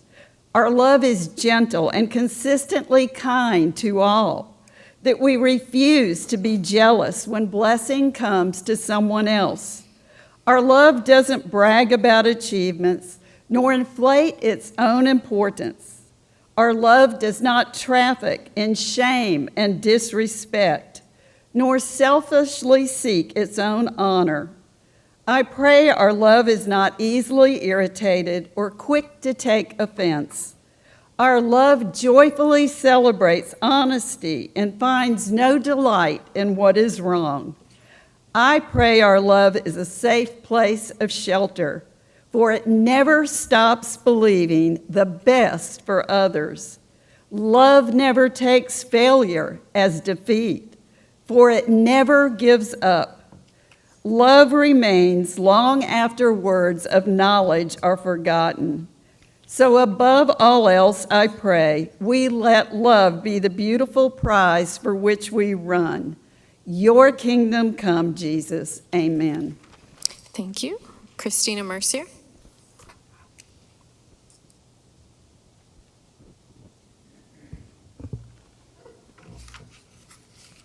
Good evening. North Carolina teachers are evaluated on a rubric. Standard 1 is teachers demonstrate leadership. Objective D under that standard reads, teachers advocate for learning environments and learners. Teachers advocate for positive change in policies and practices affecting learner growth. They participate in the implementation of initiatives to improve the education of learners. In order to be labeled as distinguished, the highest rating, educators must actively participate and support initiatives that improve education. Yet, the majority of the board voted against removing barriers for school employees to attend last Friday's rally, which was titled Kids Over Corporations. You force them to choose between fully advocating for student learning conditions, as is an expectation set by North Carolina, or staying at work. In addition, a few of you gave statements about the horrible downfall that would occur if a workday was changed from a Monday to a Friday. Tell me why, then, I saw no fewer than 3 people on Facebook Friday who had no clue Monday was a workday and were rushing to find childcare. Or how it's okay to expect AP students to come to school during a teacher workday to take an exam. The calendar committee made a bad choice when they made yesterday a workday, and it should have been rectified long before the Raleigh rally was even planned. Instead, y'all dug in your heels because you decided to make the rally partisan. That surely, since it was organized by NCAE, there must have been some leftist messaging happening. Except what you all need to understand and remember is that teacher working conditions are student learning conditions, and no one stops and checks who leans left or right politically. You need to support teachers in their quest for a living wage because it ultimately affects our students. You need to support fully funding our public schools because it's what's best for our students.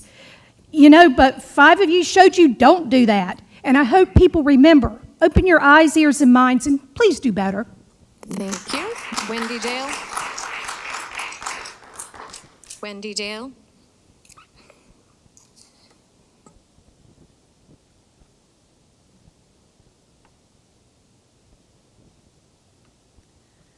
I respectfully urge the board to reconsider including the following language in your public comment policy, Policy 2310.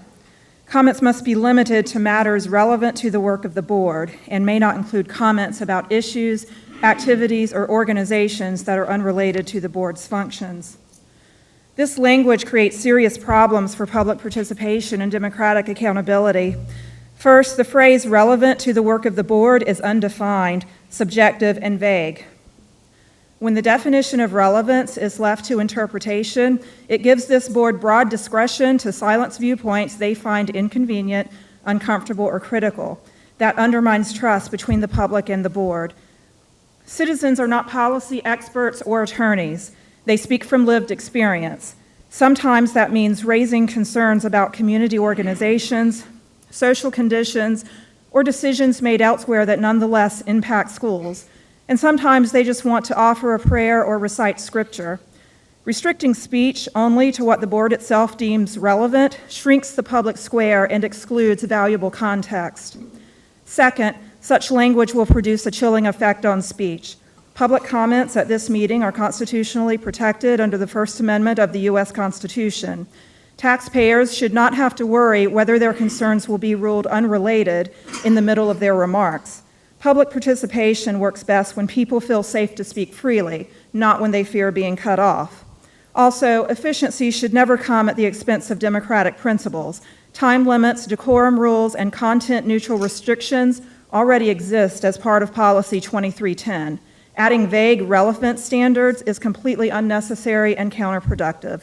In short, this language invites censorship, discourages engagement, and weakens the very accountability public meetings are meant to ensure. Thank you for your consideration. Thank you. Mike Werner.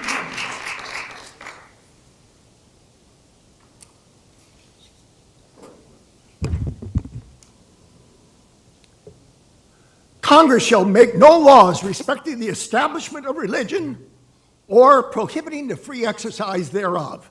The founding fathers were children of the Enlightenment who didn't want 150 years of religious wars in Europe to come to America, so they created the separation of church and state. All the founding fathers were deists, except for John Adams, a Unitarian who later became a deist.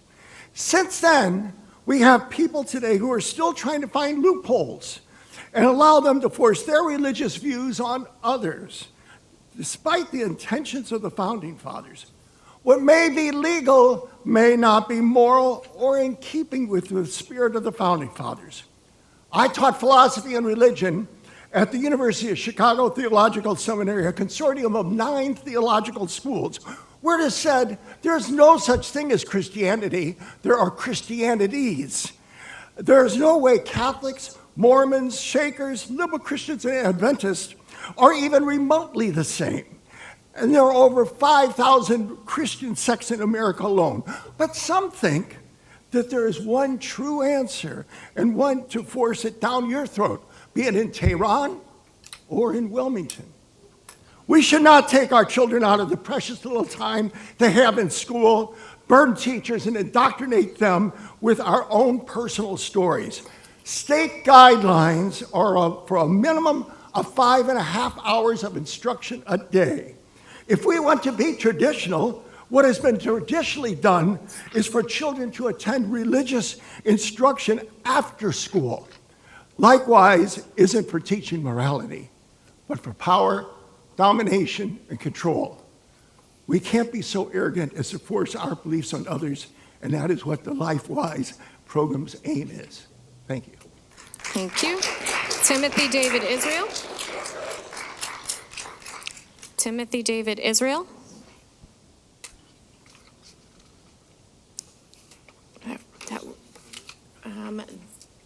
That concludes call to audience.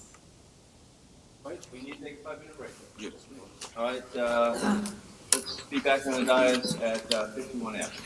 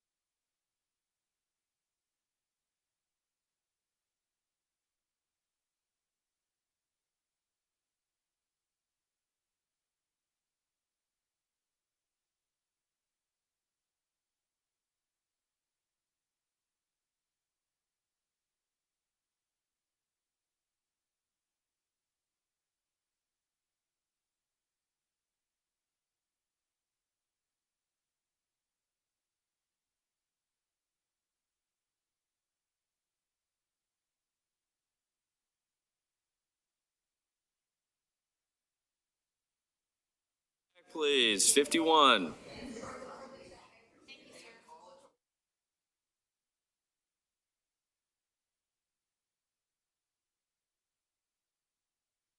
the dais.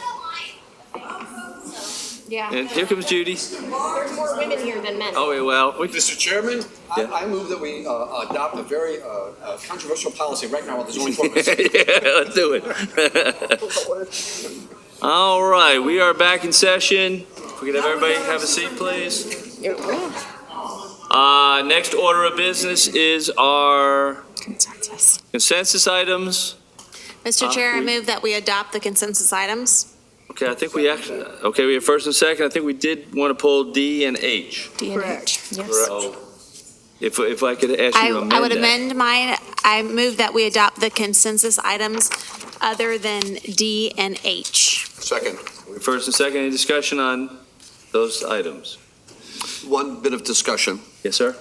I would like to mention, just for the audience, whether here or at home, that these consensus items have nothing of significant change, but just a little bit of housekeeping changes in terms of references. So we're not pulling anything over on the public. We're just, making slight alterations. Right, and we are pulling D and H. But we are pulling D and H, who might have more to say. I know that's what Mr. Perry is probably going to say. Yeah. So we have a motion and a second to approve all the consensus items except for D and H. All in favor, please signify by saying aye. Aye. All opposed? Hearing none, and I think Ms. Bradford did get in time, so it would be a 7-0 vote. We'll start with discussion on D. I believe Mr. Perry had that discussion, I believe. Yeah, thank you. And I'm sorry for not bringing this up at agenda review last week, but I kind of looked at the contract for Microsoft EES. It's $425,000. $321,000 approximately is for a one-year subscription for Office 365 for 2,930 users at $109 per user. And I'm just wondering if it wouldn't be more cost-effective, and perhaps not a whole lot more, if we just bought a standard edition with an unexpiring license that could last for many years. So I was hoping maybe we could get some comment on that from Ms. Brinson. What would it cost to do that? Or if we could get that information next month and table this until next month when we can get that information. Okay. Dr. Merritt? I mean, I agree with my colleague to the right, but I'm not sure that that's even a possibility. I'm sure if we asked Ms. Brinson, she could enlighten us pretty quickly of whether or not you're even able to purchase it without a subscription basis. Well, why don't we ask Ms. Brinson? Thank you, gentlemen. Ms. Brinson? Dawn, do you mind giving them a little bit of an update? Yes. So we have been purchasing the Microsoft EES contract yearly for a very long time. This covers not only just the accounts for teachers, it also covers the Windows operating system on the computers. It covers the latest Windows Server OS. It covers disaster recovery, Intune, which is how we manage the devices, Microsoft Defender for endpoint, Microsoft Defender Identity, which is for the servers, Defender for Office 365, and then information governance. So it covers a wide variety. We had several options on how we were going to sign up for this. We chose to pay for the staff accounts, so then we get all the student accounts for free. So we're getting 28,000 accounts for free by paying for the 2,930 accounts. Okay. More questions? Ms. Bradford? I would just move that we go ahead and pass the agreement, Microsoft agreement with Soft Choice. Second. First and second.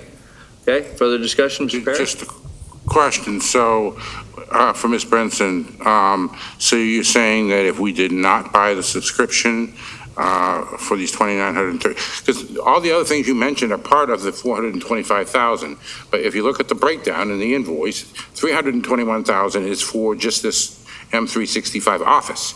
So my question to you is, if we did not buy that subscription for the 2,930 and we bought standalone things, are you telling us that we would not get the remainder of licenses for our students free?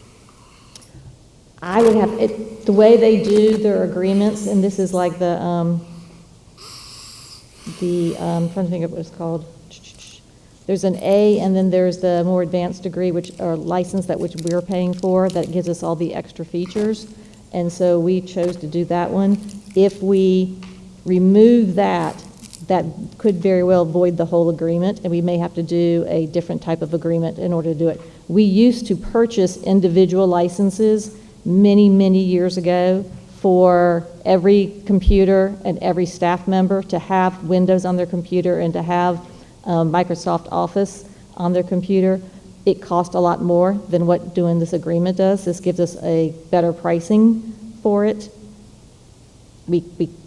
Right now, we've been using this. If we don't purchase this come July 1, then basically all of our servers stop functioning, and so do all of the devices that we have out. Ms. Barnhart? Thank you, Mr. Chair. I agree with my colleague down to the right. If there's an opportunity for us to potentially save money on this contract does not go into effect till July 1. So I do not believe we have to vote on this tonight. If we table this discussion to allow our staff the opportunity to look at potentially saving money, I think we should be doing that. Are you making, Dr. are you making a motion? Well, I think what your statement is that you did that before you brought this contract to us, correct? Yes, we looked at our different options. If we don't buy Microsoft Office licenses for staff, then what are they going to use? Because we are using Outlook for our email. I guess what I'm asking is, do you think that you already have the best price possible? Yes, I do. Okay, so we have a motion and a second to pass letter D. We have a discussion. Ms. Bowie, would you call the roll? Ms. Mason? Yes. Ms. Justice? Yes. Ms. Bradford? Yes. Dr. Merrick? Yes. Mr. Wildebohr? Yes. Mr. Perry? No. And Ms. Barnhart? No. Okay, that passes 5-2, and we'll move on to our discussion to letter H, which is the agreement, well, my computer just froze, but the agreement, hometown, we have about 3 minutes left. Okay. Go ahead, Ms. Justice, why don't you start for us? Yes, the reason I had this pulled is because the issue is not so much as the company itself, although once I started thinking about it, maybe there is alternatives at that end. The problem has to do with the fact that we aren't allowed, our kids in the high schools aren't allowed to use cash at the gate. I mean, and that's very simple. And so what I'm going to do is later add that to another meeting with an agenda, and we can go through that. But since we are here now, I would like to ask Ms. Varnum some questions about this particular situation. First of all, how much is it per student in order? Well, could you just go through the process real quick about what it is when a student wants to go to a game on the high school level? Sure. So the ticketing, of course, at this point in time for our typical competitions requires a digital ticket. And then as a part of that, I know one of the questions was the cost associated with the purchase of each ticket. Mm-hmm. And each ticket does include a $1 convenience fee and a 30-cent transaction fee, and that's per ticket purchased. So if the costs are absorbed by the district, then the costs right now are absorbed by the ticket purchaser. Mm-hmm. If they were to be absorbed by the district, that would, of course, require a line item in the budget, and this would become a contract and not an agreement. So what we know about our use of hometown digital ticketing is it manages our ticket purchases. It also helps us manage the capacity for our different competitions. And as I want to answer based on our conversations that we've had.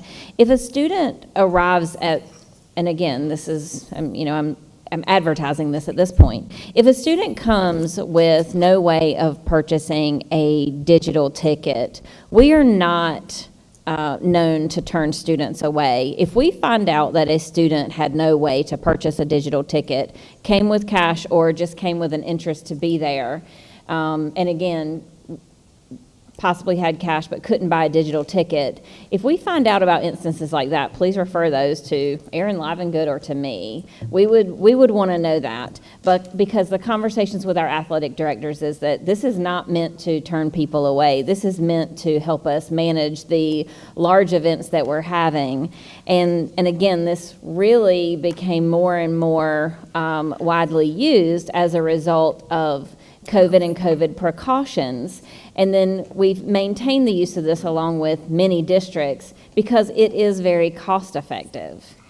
So if we welcome the opportunity to collect cash at gates, we would just need to make sure that we do that safely, and that would require some additional budgetary line items. And has there been any other, is there another company that does this kind of service at a lesser fee to say that doesn't have the convenience fee, that's that great? I'm not aware of any that has a better opportunity for us and less of a convenience fee. We did use another GoFan. We did use another group at one point in time, but we've been using hometown ticketing for quite some time now, and I'm not aware of a better opportunity for us that has a lesser cost. Just to let you know, board members, we are out of time for this discussion, so we either need to make a motion to add time or we need to vote. I make a motion to accept H. Okay, first and second. Any further discussion? We're out of time. We're out of time. Can I ask just one question? Sure, go ahead. Okay. What is there a due date on this contract? Does it have to be done at a certain time? Yes, we need to initiate the renewal, but again, it doesn't necessarily prevent us from also having a cash option, but we do need to initiate the renewal on hometown ticketing. So that will be the only company we can use once we initiate it? Correct. Yeah, okay. I mean, the MOU does have a cancel clause in it. Okay, thank you. We would have an opportunity to renegotiate that with given notice. Okay, thank you. We are out of time, so all in favor of accepting letter H, please signify by saying aye. Aye. All opposed, like sign. Well, we'll say aye right now. Did you say no? I said aye right now because. Okay, so that passes 7-0. We will carry on with our policy consensus. Policy Chair Mason. So they're not split up on the agenda, like when you look at it, but when you click on policy consensus, they are split up. The top 5 are very minor changes, and the New Hanover County Schools policies are changes. 2310 was sent back to policy to make some adjustments, and policy 3540 was brought to us by staff to make some adjustments. So I move that we approve all of the policies listed. Second. Okay, first and second. Okay, discussion. Point of order. 2310. I'd like to poll 2310. 2310 for further discussion, okay. Dr. Merrick, were you the same thing? I was only asking when she said all of them, if she meant both lists or just one list. Okay. Both lists. Thank you. We will pull 2310. We have a motion second to approve all the rest of the policies. Please, all in favor, please signify by saying aye. Aye. All opposed, like sign. That passes. 2310. Mr. Perry. Yes, the public participation at board meetings, this seems like it's a solution in search of a problem on many fronts. And I agree with one of our Carter audience members' rationale completely, so I won't repeat what she said, Ms. Dale. And the only part of it that I like is the part about requiring people to address the chair. The rest of it, I think, is unnecessary.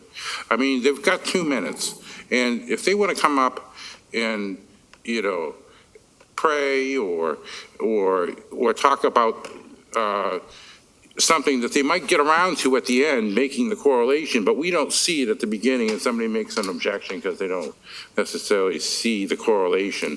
And you see this in courtrooms.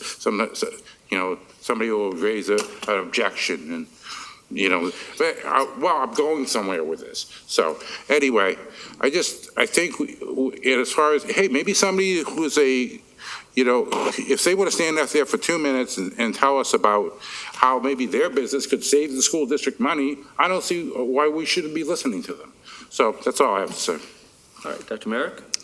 Yes, thank you, Mr. Chair. I do have 2 points I'd like to make. I think we need to clarify now if this policy would prevent our community members from, as my colleague has said, would it prevent our community members from praying over us, based on that being largely considered not relevant to the work of the board. And I ask if that is the intent of the rewriting of this policy, because if it is, I think we need to settle this now and then not wait and then argue about it when someone gets interrupted. While I know some people find the praying to be unsettling, like it doesn't belong in schools, frankly, I find it's a good-natured, usually well-intended, and someone's First Amendment rights. Number 2, I think we need to highlight the fact that the language here says should first talk to the superintendent, should be related to board relevance. It doesn't say must. Therefore, I'm just highlighting that this is guidance. It is not an absolute. And so I think that would preempt the board using this to silence a community member based on this policy. Thank you, sir. Thank you. Ms. Barnhart? Thank you, Mr. Chair. I appreciate that last sentence being added, the concerns regarding personnel matters, because I think we've had members of the public come and not know the grievance process that we have had to direct to follow that protocol. So I think it's a good awareness being in here, but not as a hindrance, but as an acknowledgement that there is a process to be followed. I do echo some of my concerns from my colleagues with that first sentence, so I would be amenable to striking the in-between read, which I think is just one sentence, that first sentence to be struck, but I do like having the concerns about personnel matters being laid out there so that our called audience members are aware that there's a process. Thank you. Ms. Justice? Well, I tend to agree with the fact that this is very subjective. And as far as the topics must be limited to matters relevant to the work of the board, just about anything can be interpreted that way depending on the person looking at it. So I really don't think that that's practical or relevant. It's going to make more questions than it is solutions. I'm not even sure why it's there, because that's just common sense that somebody could argue whether any topic could be relevant to a school district with this many kids and this much stuff going on. So I'm just not even sure why that needs to be in there, considering that the smart brain a lawyer brain can attach anything to what's going on in our district if they want to. So should we be confusing people and causing people more concern when it's not necessary? Okay. Anybody else? Ms. Mason, would you speak to it? No? Ms. Bradford? Thank you, Mr. Chairman. Sure. As a member of the policy committee, if I'm not mistaken, this language came from our board attorney, or recommendation, or wording, or something. My recollection of it is, I think it was Professor Bluestein had some published guidance, the late Professor Bluestein from the School of Government. Her observation was, and some of this was to save time, let's put it that way, in a call to the audience, but her observation was that it was probably permissible to limit the scope of the comments to items that were, relevant to the board. Like, for example, somebody can't, even though it may be true, you don't want everybody coming up here and saying that Duke basketball is much better than UNC, for example. Not because, you disagree or agree with it, but because it's a waste of the board's time and it's not something that we're really here for.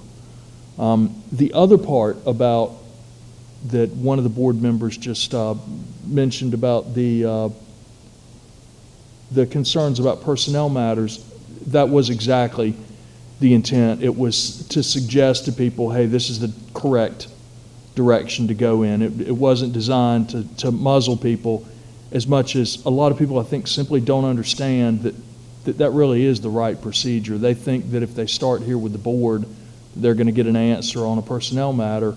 And obviously, you don't answer personnel matters. It's not Prime Minister's question time every month. So, you're not having a back and forth. Pete, I'm not done. Oh, go ahead. You had a question? Yes. I like the language. I didn't have anything to do with creating it, but the first sentence, I can remember in the last 3, almost 4 years, that we have had people come with a commercial advertisement or solicitation. I can remember something along that line. Can't remember exactly what it is. So I actually kind of like that. Of course, I like the second sentence. And for the concern expressed about prayer, when prayer is praying over the board or the board's deliberation, I would think that would be relevant to what was happening up here. And I don't think there'd be any concern over that. If it was, it would be perhaps false concern. So I am very comfortable with it the way it's written. Thank you, Mr. Chair. Dr. Merrick. Well, I do take difference from what my colleague to the left has said. I think you've proved the point of what my colleague to the right has said, which is simply that anything can be interpreted any which way. I would like to make a motion, because there's no one on the table, is there? Yeah, well, you made a motion to There accept was an the original. but Okay, all right, there's no motion. was Go ahead. Right, so I make a motion to adopt this as it written, except for changing one word, and that is, when you look at the red comments, comments should be limited to matters and not must. Because that will take away all of that. Okay, we have a first and second. Any further discussion on Dr. Merrick's amendment? And Ms. Justice, you had your hand up first. Well, as our discussion, I actually like what he said, but I wanted to further the discussion on a more broad reference to this particular section. So we should finish this Yeah, we first. finished his amendment. Okay. So discussion on the amendment, which is changing the word comments must to comments should. Well, my actual motion was to adopt this that, right. with that change of verbiage. Right, okay, first and second. So I will allow Ms. Justice to go ahead and discuss, since we're talking about. Okay. We're almost at time. Almost at time. Okay, Ms. well, I Justice. was very concerned when I just read this and realized something. It said here, concerns regarding personnel matters should first be directed through the grievance process and should not contain current employees' names. Here's the problem with that. I lived through the history of this district, and there was a time where we had superintendents that stifled people's ability to bring justice to our kids and to protect them. And so sometimes it's good for people to come up here and speak names.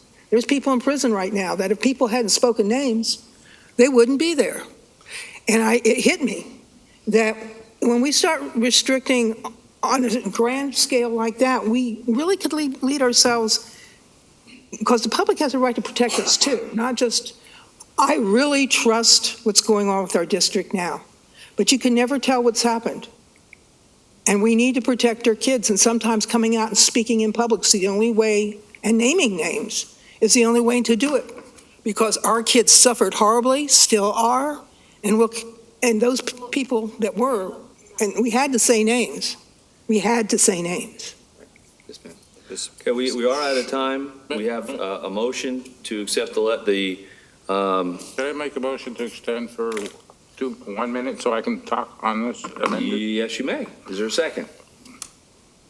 We had to name. Hearing none, we will carry on with the vote. And so right now we have in front of us adopting policy 2310 as written in red, with the exception we're changing it from comments must to comments should. I'd like to make an amendment to that motion. I think I'm in order for that. Go ahead and say it. So comments may be limited to the thing, but then it goes on to the work of the board. It may not include commercial advertisement. It's may not's a little strong, wouldn't you say, Dr. Merrick? Even when it comes to that, how about should not? Can we add the word should not? Okay, so there's a motion to change the wording in the second paragraph to should not. Is there a second? Okay, hearing none, we're back to our original motion. Ms. Bowie, would you please call the roll? We're out of time. We haven't edited. So, go ahead. Ms. Mason, Yes. Ms. Justice, No. Ms. Bradford, Yes. Dr. Merrick, Yes. Mr. Wildebohr, Yes. Mr. Perry, No. and Ms. Barnhart. Yes. I'm talking about person. Okay, so that passes 5-2. Thank you. So we can, all right. We're going back on to old business, legislative agenda, and that would be Ms. Barnhart. Ms. Barnhart? Thank you, Mr. Chair. The Legislative Committee met for the purposes of changing the verbiage on the legislative agenda. After reaching out to members that had a concern, some of the feedback was mainly aesthetics. As you can see, it's a different, easier, in my opinion, to read. Some sentence changes. A few things, I'm going to flip back to my notes to see of the updates, specifically in regarding to allotments. If I want to highlight under that first section of legislative priorities, we said to create a standalone allotment for the multi-tiered system of support to ensure students receive timely targeted academics and behavioral interventions that drive drive achievement and close gaps, because currently there is not a standalone allotment for that. So we wanted to highlight that being a priority in our district. It was pointed out through discussion that if any of these allotments pass, that would allow us more flexibility for how we spend our other allotments. So I wanted to highlight that. We, as a committee, suggested moving up under the second legislative priorities, that first bullet, exceptional children weighted funding model to provide equitable student-centered funding that enhances services and outcomes for students with diverse learner needs. That was initially under the fourth section, and the committee felt it was better suited under the second section as well. That is, again, something that has been piloted by the state. Is something that we have openly adopted and supported. Dr. Barnes and I had been part of a 2-year tiered weighted funding model, and one of the things we got to, I got to speak more in depth. Dr. Barnes had to go to another meeting, but with the EC director for the state, and so they had discussed the 3 tiers being 70% of our general education population. So right now we receive a flat allotment of $5,500. So that first category, which is 70% of the statewide EC students, would receive $4,100 per child. Category 2, which is roughly 16% of our EC students statewide, we would be receiving $8,100, and those would be for some pull-out assistance. And then Category 3, which accounts for roughly 12% of our EC students statewide, would receive $26,000 per student. As you've seen from some of the supports in our finance and capital meeting, we have a couple of our students that cost a lot of money to service, and we do that very well. What this was explained as is it would be the equivalent of if the cap was removed at the current funding model of $5,500 per child, the equivalent change of funding moving over to this tiered model, it would basically balance out. So whether the state decides to remove the cap or completely shift to this tiered funding model, the funding would increase to that same amount. So I just want to give that explanation because I got a little bit more knowledge whenever we were having this discussion. But that was moved up into the second legislative priority. And the last... And we win either way with that. Yes. If the tiered funding would bring more EC money into this district, removing the cap would as well. Right. And so that's how it was explained to us. And the last one that we changed the verbiage, well, there's 2 others, my apologies, board members, was increased. If you look at that second bullet in the second legislative priorities, significantly increase allotments for instructional support personnel. And we mirrored the language that you see and how it's written at the state level, which includes counselors, social workers, and other support personnel. So we just mirrored it to include that bubble. The last one, a colleague had brought to consideration that the committee adopted is if you look at the fourth bullet, the fourth priority. In the first bullet, it says support the federal community eligibility provision meal program with additional funds so that all students are offered free and nutritious meals regardless of financial need or which school they attend. For this will reduce barriers to learning and support student well-being.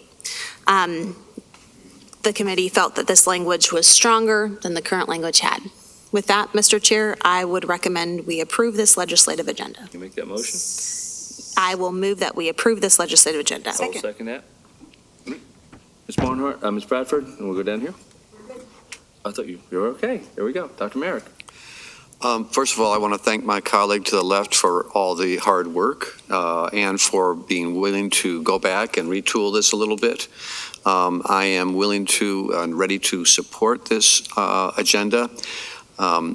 In response to my previous mentions about how I wish there was more of the overall allotments being addressed, one of the things that I think the public doesn't recognize is the funny math that the legislature has us doing, where it's not per child, it's per school of 350, or it's per, and all the ways that we lose every single time. If you've got 26 kids instead of 25, and then you have to have 2 classrooms, and then I mean, on and on. With the exercise that the superintendent had us do was really eye-opening in terms of how impossible it is to use these allotments to properly fund our schools.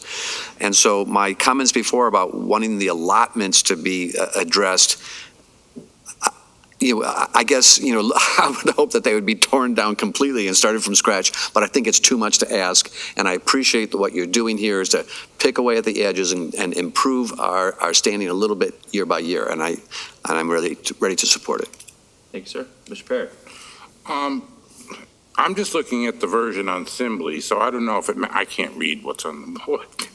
But when it comes, and I agree with everything on here, but in regards to the one that for the community eligibility provision, there seems to be some sort of a typo, at least in the version I'm reading in Assembly, because it says, when it says which school they attend, and then it says,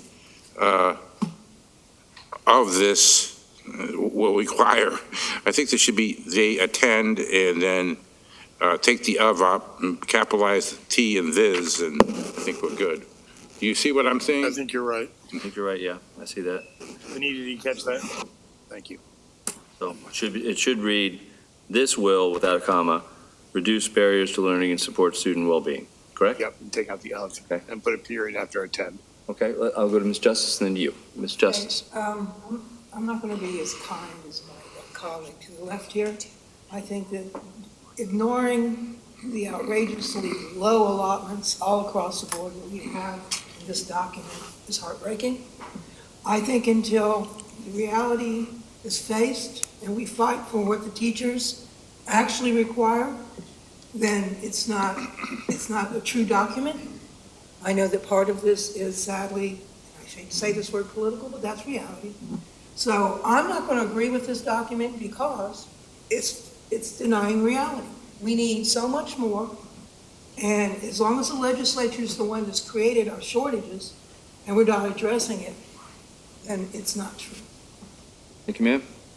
Mr. Mayor, Dr. Mayor? That's fine. Thank you, Mr. Chair. I do want to mention in terms of asking to have our meal program universal, I think is brilliant. I have seen research, for those people who say, hey, wait a minute, you're going to give free food to kids who don't need it? And I can understand people being concerned about the economics of that. And yet, the research I've seen shows that the amount of time and energy it requires to determine who is eligible, who isn't eligible, who's getting it, who's not getting it, the administrative costs of that are canceled out.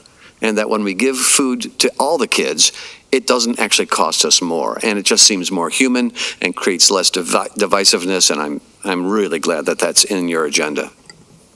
Thank you. We are out of time, board members. We have 1 minute left, so. I just want to point out, Mr. Chair, this is our adopted agenda once it gets approved. It's not just one person's, it's for the district. Okay. So we have a motion and second to approve the legislative priorities list. With the correction. With the correction? With the correction. All in favor, please signify by saying aye. Aye. All opposed? I oppose. Okay, so that's passes 6-1. We will carry on. Thank you. Next week. Anita, this looks sharp. Ms. Yeah. Baggy. Yes. Thank you. Very nice. And we're going up to Raleigh in a couple of weeks with this, and my plan is to put it in every kid's hand who's going to be going with us so they know what talking points are. Looks sharp. It's clear. I think we can all agree that it's about moving the needle, right? We may not get where we want to go in 1 year or 2 years, but we need to be clear about what our needs are. And I don't know as if many other districts do this. So Next, we have our budget. Our CFO comes forward. Welcome, Ms. Sutton. Hello, good evening. So we had the same presentation that was attached in Assembly for the agenda review, so it's the same documents, but we'll go through those again in case there are some questions that have come up since last time we spoke. And so we will start. Yes, perfect. And I have my thing here. Thank you so much.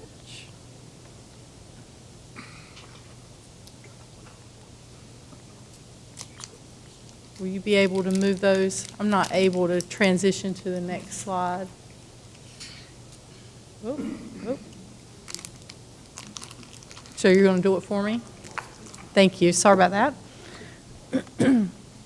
So first, we wanted to cover our revenue sources in this recommended budget. So these are all of our different funding sources for a total budget here of $333 million. That number is less than what we saw this year when we were looking at our total budget because we have some allotments that come in during the year. And so this beginning budget is going to include the things that we know we're going to have as of July 1 or that we're able to anticipate what those budgets are going to be. We can estimate or forecast those budgets. Some are just so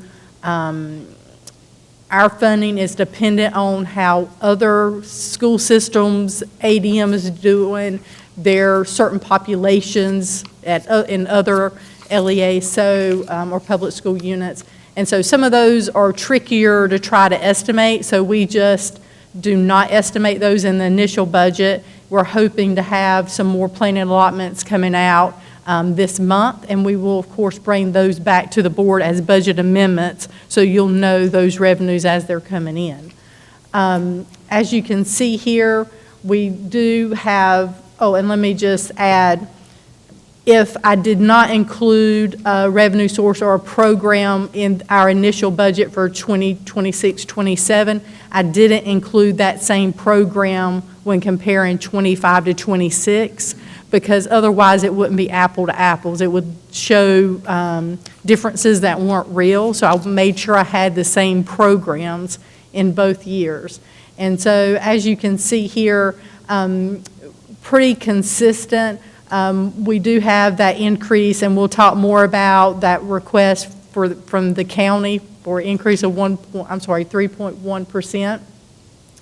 The big decrease you see there in other revenue, and we'll talk about some more in a couple of slides, is the other revenue, that decrease of 19% is coming from the one-time revenue we received from FEMA and also the sale of the 13.4 acres at Johnson.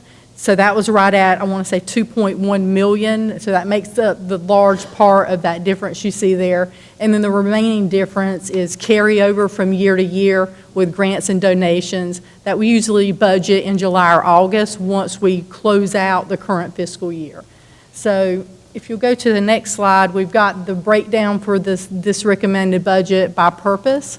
And so as you would expect, 70% of this budget is for instructional services, 21% for system-wide support services. So that is equaling that same $333 million that we saw on the previous slide. And remember that this budget does have built in a 3% increase for all employees' raises. a 1% increase for retirement, and a 5% increase for health insurance.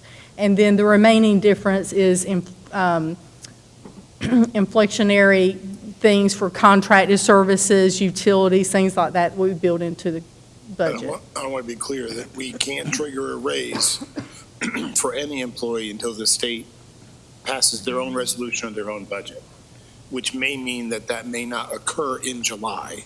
It just depends on when they pass the budget, correct? That's right. Yep, that's correct. And so on the next slide, you can see the breakdown. So this goes into a little more detail on our general fund. And we just talked about the non-recurring revenue decrease. That was our starting point for this year. And then we also had an increase in fines and forfeitures this year and at the end of last year, so we felt comfortable increasing that revenue as we were building next year's budget. And then you see the $3.1 million increase. That's what we're recommending to ask the county for.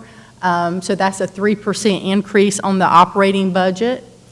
And we also have included in this budget a student technology fee, so that's new.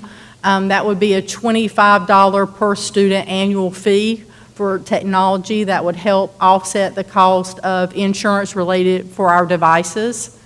And then also we have a $178,000 revenue increase related to pre-K program reimbursement, and this is where we were moving one classroom from Blair, one classroom from Murrayville over to either Johnson or Howe. I don't know that we've decided that yet, because in those locations, the classrooms are pre-K certified, so we can bill NC Pre-K for reimbursement there. Any questions about this slide before I move on? Okay.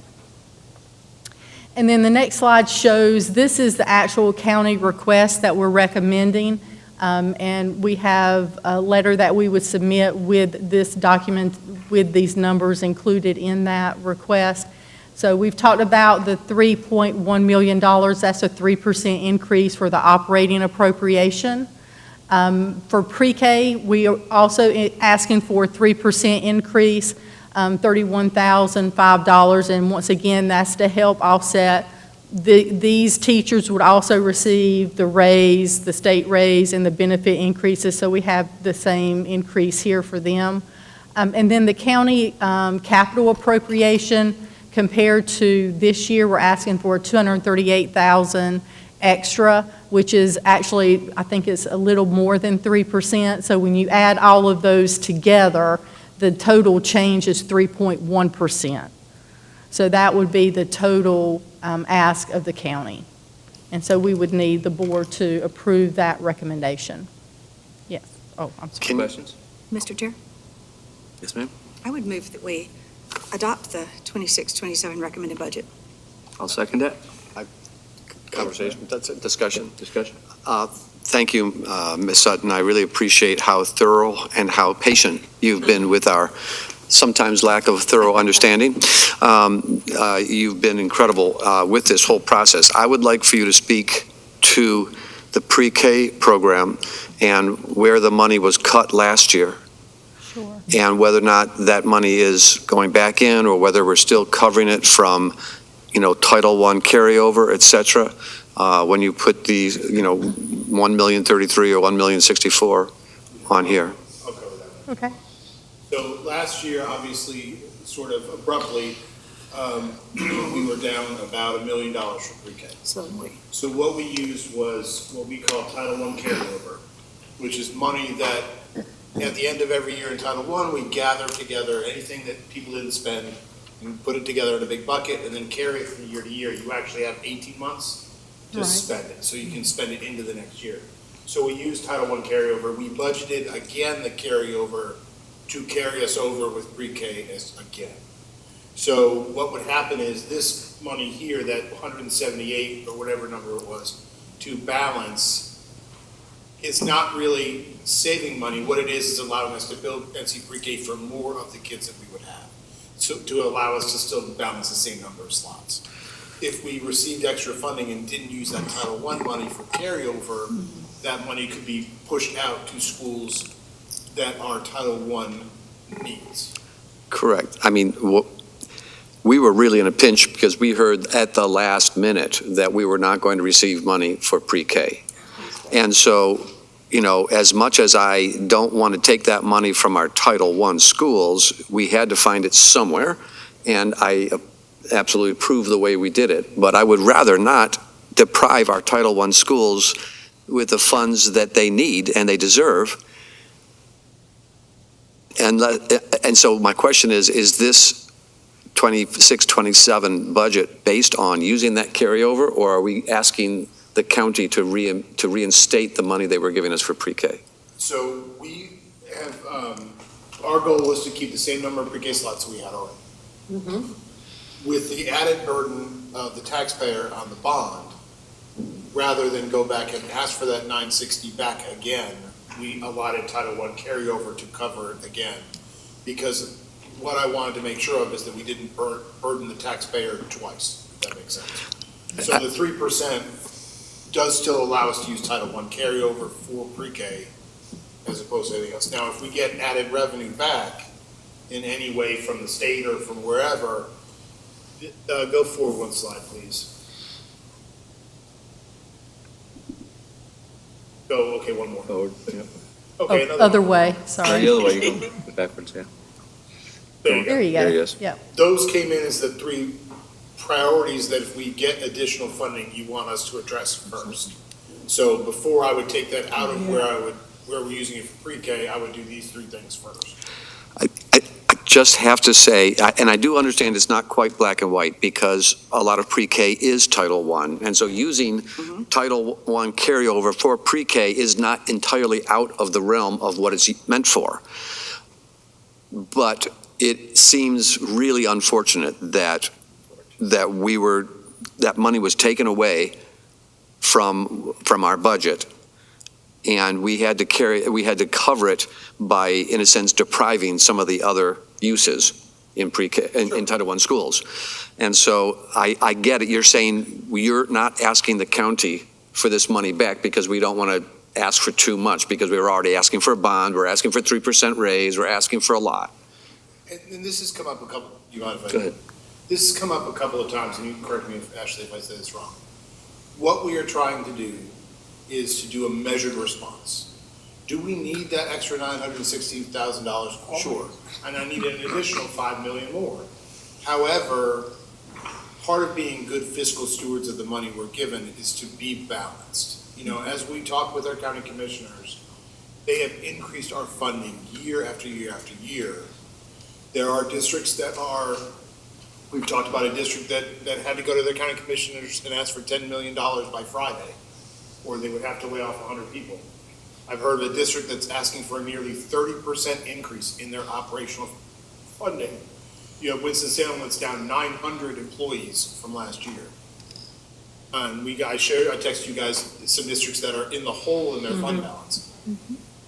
I think for us, the recommendation I'm bringing you is what I consider a measured response. Do we need more? Yes. But I'm trying to be cognizant of the fact that our county has continued to give more and more every year, even as our enrollment has declined, and I'm trying to meet them in the middle. If this was a courtroom, I would just want you to say, do you need that money, right? Because I've been told by different county commissioners, they said, well, Barnes didn't say he needed the money. We need the money. Is that correct? I can't imagine anyone saying Barnes says we don't need money. It's been said. I can't believe that anyone says that the narrative I've been putting out isn't that we're at a subsistence level. I am trying to be aware of the burden on the taxpayers. Thank you. But if you want to put me up against a wall, yeah, we want more money. Thank you. I'm also trying to be. That's it, Your Honor. All right, Ms. Bradford, then Mr. Perry. 2 points about that. I dug into the whole carryover because it disturbed me. And Dr. Barnes and Ashley had explained it. The carryover meant that was money that wasn't used the previous year. So for 2 years, we've had leftover money for Title I. So it's not like we're robbing it because it was left over. It wasn't spent that year. And could it be applied in some other way going down the road? Probably yes, but Of the 850-some students that won't be with us next year, 700 of them have been identified as low wealth. Low wealth equals Title I.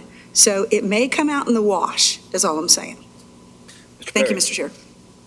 I'm going to support this budget, but in case anybody wasn't listening to agenda review last week, I am definitely opposed to the student technology fee. We are going to be charging a brand new fee to parents for technology that they are actually required to use in order to pass their classes. This isn't an optional thing like a parking pass, or I want to play in the band.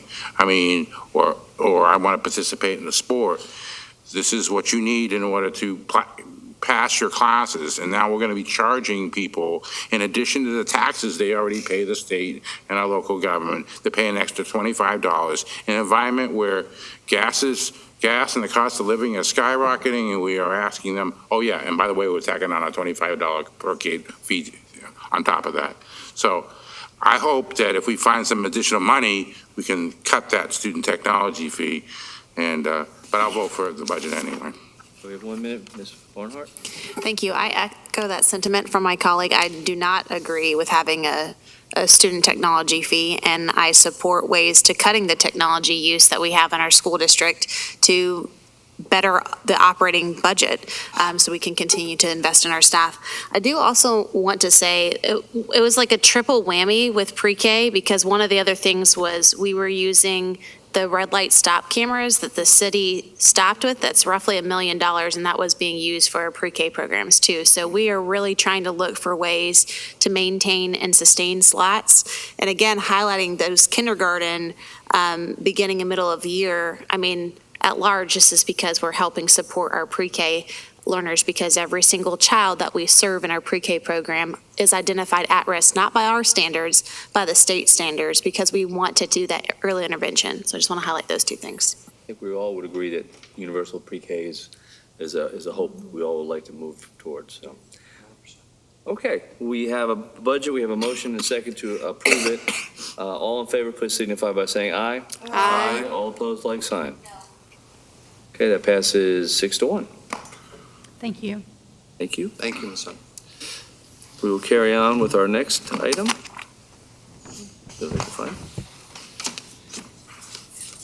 All right, next we have legislative.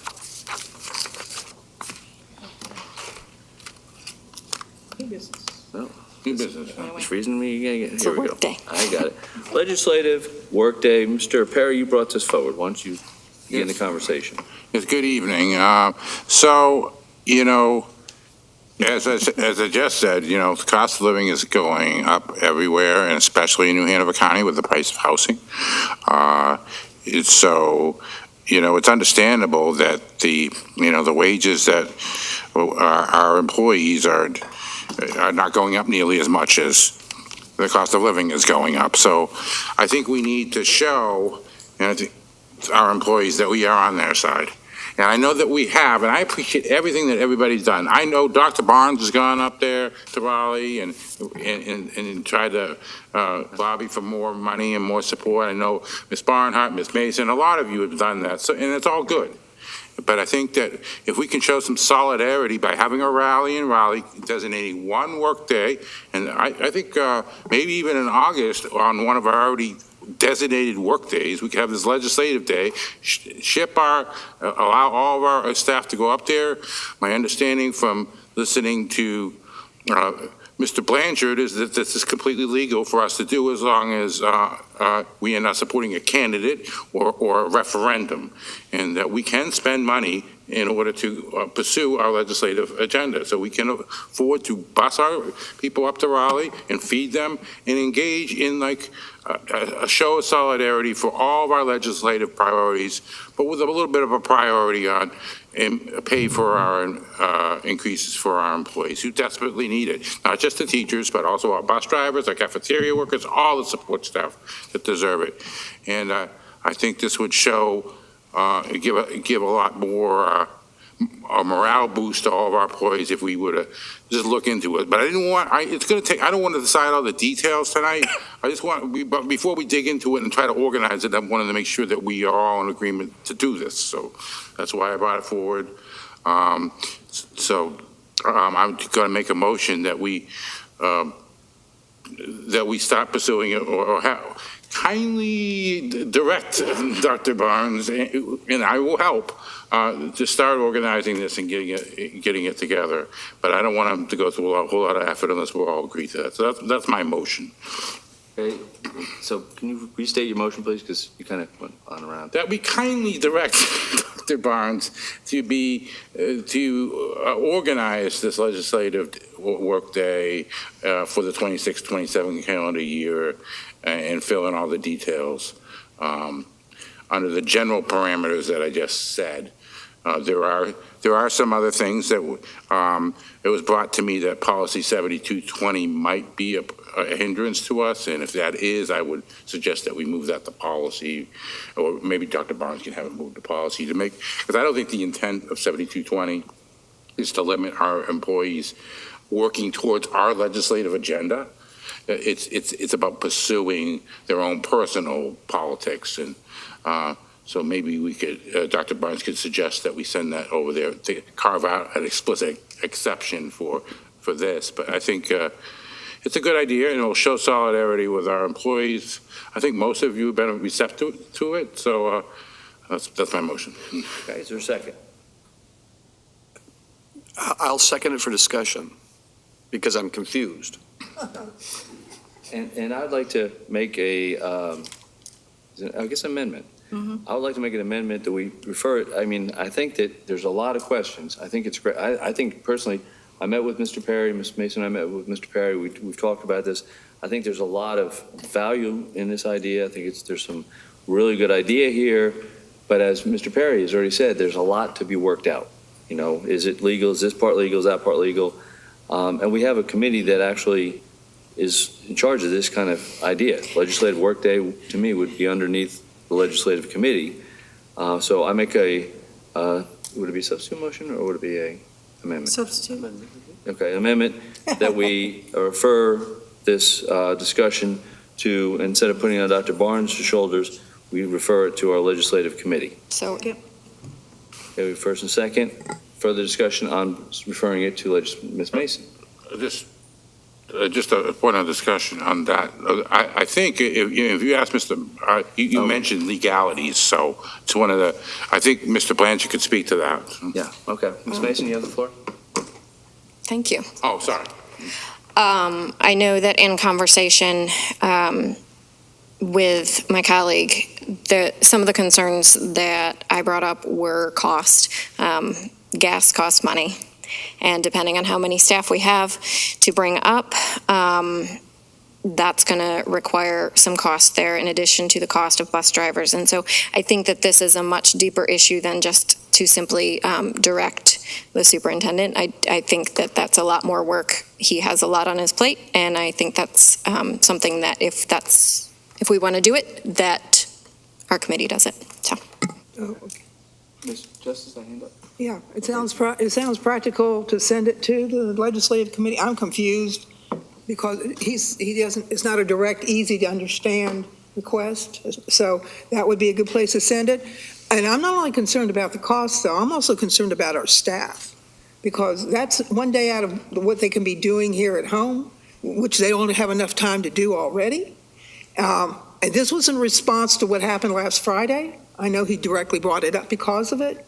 I don't know how much impact it's going to have if our one school district goes up there, as opposed to, 10,000 or 15,000 were on Friday. So, I mean, yeah, send it to the legislative committee, but right now it's very, very vague, and it doesn't sound like it's productive, and it'll take time away from him if he had to do it all figured out. Thank you, ma'am. Doctor? Yes. Dr. Merritt? While we heard a lot of thanks to our substitute staff and our central district employees who did come in on that day, and I concur, I really want to thank all of them for that. I also want to put in a quick thank you to all the teachers who took a day off, personal leave that they could have used in another way, or took an unpaid day to go to Raleigh. We had over 400 teachers from this district who did do kind of what Mr. Perry is saying, go up and advocate, and I want to thank them for being willing to work for our legislative agenda. Thank you, sir. Ms. Barnhart. Thank you. I'm not necessarily opposed to sending this to committee, but a legislative workday is different than a rally. And so I just would like to have a little bit of guidance from the board. It could be potentially an opportunity to host a legislative breakfast where we bring our reps here and give the staff the opportunity. So as long as there is an opportunity for discussion of what it looks like, because to ship people to Raleigh to stand in front of a building, I don't think it's going to be very productive, if I'm just being direct and honest. But if we're talking about an opportunity to get more of our staff in front of our legislators, I'm in favor of working through that. So if the legislative committee has, not saying that we just have an unlimited approval right now, but as long as there's conversation to be had of what this could look like, I'm fine with sending it to committee to have that conversation. And I think, honestly, I think we need to look at, that raises a very good idea. Instead of trying to, I don't know, Ms. Bradford, how long does it take to ride on a bus to Raleigh? On a school bus, cars. 3 hours and 15 minutes. Yeah, so that's I don't want to say that's a lot of time that we're asking our staff to sit on a bus and go up there, versus if we could get them to come here, it would be, advantageous, I would think, that we don't spend a lot of our educators' time to do that. Ms. Bradford. And after doing this 2 years in a row with just taking, 20 or less, I do have some inside knowledge. And, there's a permit that's required for Halifax Mall. It's complicated. It takes a while to get it. You have to match that calendar to when they're actually going to be there, which in itself is a moving target. So I would think Ms. Barnhart's idea to maybe bring everybody here, but honestly, I would first maybe consider speaking to principals and asking them, Dr. Barnes, what the interest is in the school district, the teachers to do this, rather than us just say, hey, we're doing this. Would we not get input from the staff and the teachers? What do they want to do? What would they want to see? Seem like that would be a place to start, was with your principals? I don't know. Good idea. We do have 1 minute left to discuss this, unless we want to add some more time. I just want to, as long as we include, actually, Dr. Barnes brought that idea to me as well, is about having it here and having the representatives come here. I don't care which, as long as our employees in mass get an opportunity to speak to our things, and not just 20 or 30, but all interested parties. We do need either airtime or. I'd like to add 5 minutes. I move that we add 5 minutes for discussion. I'll second that. Okay. All in favor of adding 5 minutes to our discussion, please signify by saying aye. Aye. Aye. All opposed? No. No. Well, I think that failed. Okay. All right, so we have in front of us a motion to refer to committee. Thank you, ma'am. All in favor, please signify by saying aye. Aye. All opposed? That passes 7-0. It will be referred to legislative committee. Board members, we do have a closed session. We have a couple brief things. So I will entertain a motion to go into closed session. Thank you. First and second, before I even said it.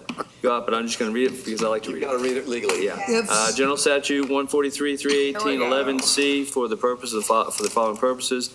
Prevent disclosure of information as privileged or confidential pursuant to General Statute 115C 402, not considered a public record. Within the meaning of Chapter 132 of the General Statutes, prevent disclosure of student records rendered confidential under the Family Education Rights, to consult with an attorney in order to preserve the attorney-client privilege between the attorney and the board, and to consider qualifications, competence, performance, character, fitness, conditions of appointment, or conditions of initial employment with an individual employed or considered for employment within the school system, or to hear or investigate a complaint, charge, grievance by or any individual employee. We have a motion second. All in favor, please signify by saying aye. Aye. All opposed, like sign. We are enclosed. Please be there by 8 o'clock. We only have 30 minutes. We only have 30 minutes after that. Yes.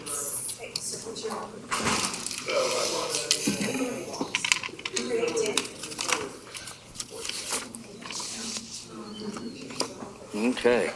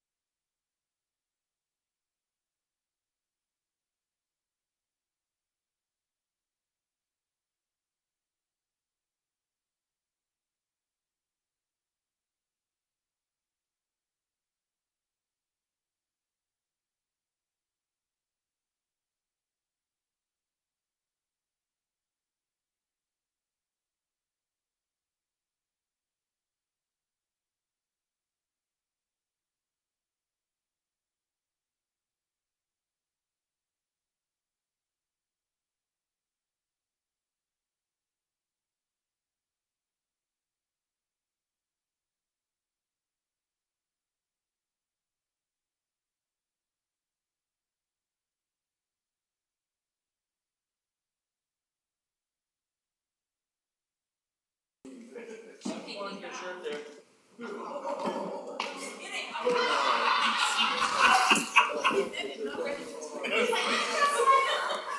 that's fun right there.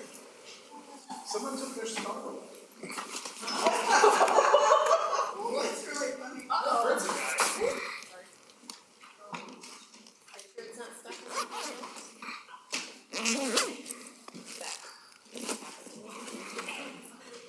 Maybe it went on the.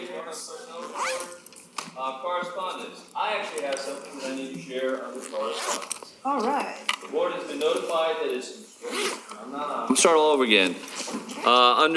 We do not have personnel reports, so we'll go on to correspondence. The board has been notified that its insurance carrier has reached a settlement with the claimants in the two final Jane Doe cases, New Hanover files number 20 CVS 1395 and 21 CVS 4707. Formal settlement agreements have been signed, dismissals have been filed in both matters last week, and we understand the insurance carrier has already tendered payment. No New Hanover County Schools funds were used. Does anybody else have any other correspondence?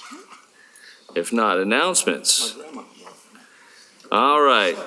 Policy Committee will be meeting on Tuesday, May 12th, 2026 at 1 p.m.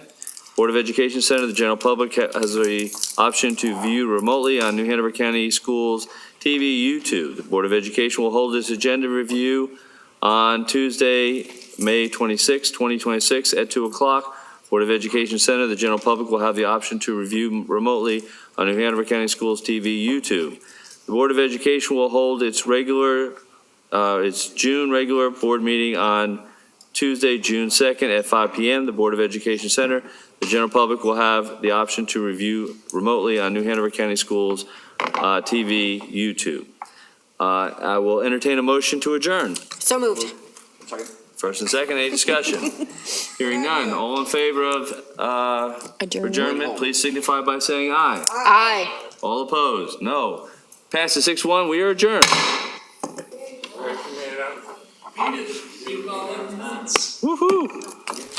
Barnes, you were not.